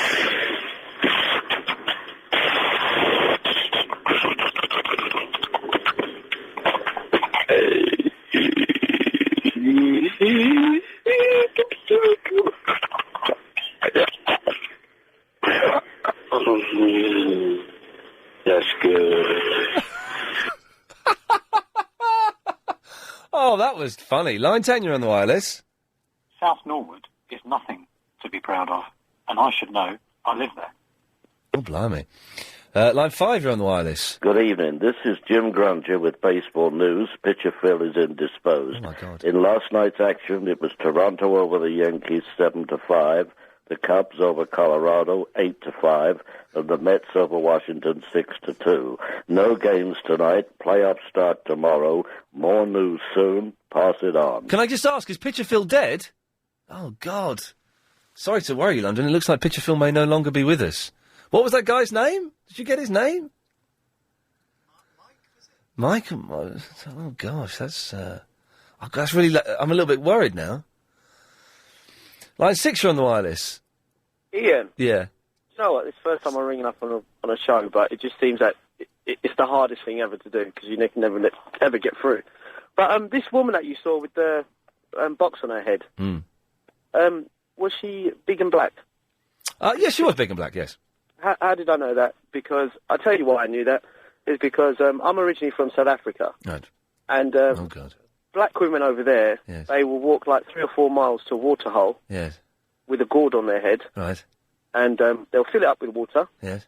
put it back on their head, and walk 3 miles back the other way. Yes. A lot of the time, they'll do that with a child on their back as well. Well, there you go, you see. Line 10, you're on the wireless. Hello? Yes? I'd just like to say hello to Daniel. And, bye. Okay. Yes, well done. Line 6, you're on the wireless. Ian, it's Damien from Thailand. The vote is in, you're in. Have you got your suitcase packed and is your passport up to date? My passport expires in February, but until then it's fine. That's okay, then you're president of Thailand for the next 2 weeks. Get in there! Yes, and they said I'd never amount to anything. Well, I proved those guys wrong, didn't I? Huh? Line 3, you're on the wireless. Right, mate, how's it going? Gordon Bennett, right, where I grew up, and when I was in school at Assembly, was a millionaire who went to a restaurant, liked it so much, that he bought it. No, you're thinking of the guy that bought the electric razors. No, it's definitely Victor Khayyam. You're thinking of Victor Khayyam. No, because And that didn't catch on as a saying, did it? Victor Khayyam. Well, maybe not in your circles, but it's big with me and my friends. Excellent stuff. Well done. Well, yes, Gordon Bennett was a multimillionaire. And I think, he just allegedly did all these things that were amazing. And I don't care. Yes, line 3. Hello, mate. I'd just like to say to Chris, well done for good work. Who? Keep up the good work. Who? Chris. Well, Agent Chris? Yeah. Why? Well, he's done a good job, hasn't he? I mean, if it wasn't for him, we wouldn't have what we're having now. No, yeah, you'd have a better show. No. He holds it back. He's a man. He's a daddy. Chris, He's a Don. Chris, are you a daddy, Don? Nope. Okay. Yeah, what's going on here? I disapprove of. I tell you why this fan club has kind of sprung up. It's because you've got your own page on the website, and I don't like. You're not really part of the show. You should be behind the scenes, and maybe we need to work on that. Line 8, you're on the wireless. Hello, I'm back. I've come back from Edinburgh. How are you? Yeah, good. It's nice to hear you on the radio again. Thank you. Are you all right? Yeah, you're right. Yeah, I'm all right. I'm a bit excited, actually. Yeah. Just had an orange. Yeah, thanks. Yeah, thanks. Bye. Line 2, you're on the wireless. Is this a Scott Mills show? Yes, it could be. Okay, because you were doing shout-outs earlier. Yes, who would you like to do a shout-out to? A big shout-out to Joanne. Okay, well done. Line 3, you're on the wireless. Ian, top man, how you doing? I'm all right. Long as Jerry from Leytonstone. Hello, Jerry. I'm worried about Pitcher Phil. I'm worried about Pitcher Phil. Did you catch that guy's name that's replaced him? No, I didn't, but I probably got it on tape somewhere. It's suspicious. The implication I got, and I'm not libeling anyone or saying anything bad here, it seemed to me that fella had bumped off Pitcher Phil, maybe murdered him, got rid of him somehow, and taken over his slot. I think so too. It seems to be people that are connected with you, Ian. Yasser's, he's gone, he's disappeared. Whoa, hang on. Whoa, you better think very carefully before you finish this sentence. And I'm just worried, mate. That's all I Okay, that's all I am. I'm worried too. As long as the implication isn't that yeah. Line 3, you're on the wireless. Perch, trout, salmon, all different types of fishy wishies. Bye. Bye-bye. Good point, well made. Line 7, you're on the wireless. Ian, did you just have a caller praising Agent Chris? Yeah. You're kidding. I don't like this cult of Chris that is springing up. I don't like it. He fumbles around here, doesn't he, on Sunday nights Triple M, explaining to the audience how it works. Yeah.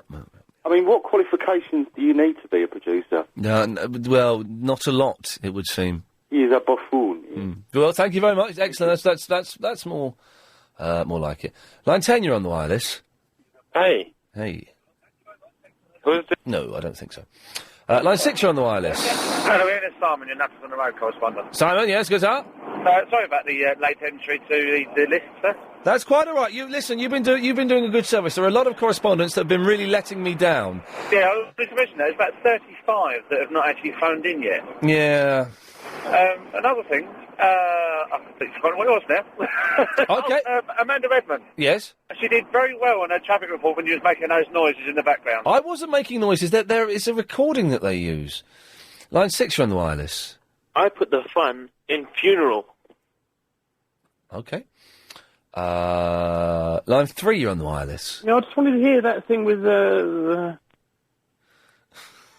Quite good, isn't it? Line 2, you're on the wireless. Yo, yeah, bro, what's happening? Hey, dude, how's it going? Hey, not bad. I just figured something out, man. Yeah, man. I can phone the future with my phone. You can do what? I can phone the future with my phone, man. Really? Yeah, because if I speak to you and you put me on hold and I listen to the radio, I'm speaking into the future. So I was thinking, man, maybe you take your phone and I take my phone and we go to the casino, man. And then I'll phone you and I'll ask you what number the trip's gonna land on. And then you can tell me, man, and then just before it goes, I'll put the thing on the trip, man, and we make money, man. It's a good idea, dude. Let me think about it and we'll talk about it later. Yeah. Thanks very much, man. That's a good point that you made there. Yeah, phone in the future. I'm trying to work that out in my head now. It should work. Let's try this one. Line 8, you're on the wireless. Hello, my name is Danny. I listen to you every, day. Hey, Danny, how's it going? I'm alright. Pradeep.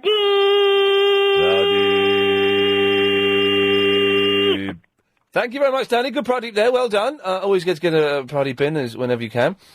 Let's try this one. Line 6, you're on the wireless. Pradeep. You get me? Not that many Pradeeps, sir. Line 1, you're on the wireless. Hello, Ian. Hello. How you doing? I'm doing okay. Last week you were speaking to a caller about Lost, and you were talking about Calvin. Remember? Yeah. There was if you look in the episode with Saeed, where he's a terrorist, yeah, there's actually a picture that Calvin's holding, and it's an actual picture of Kate.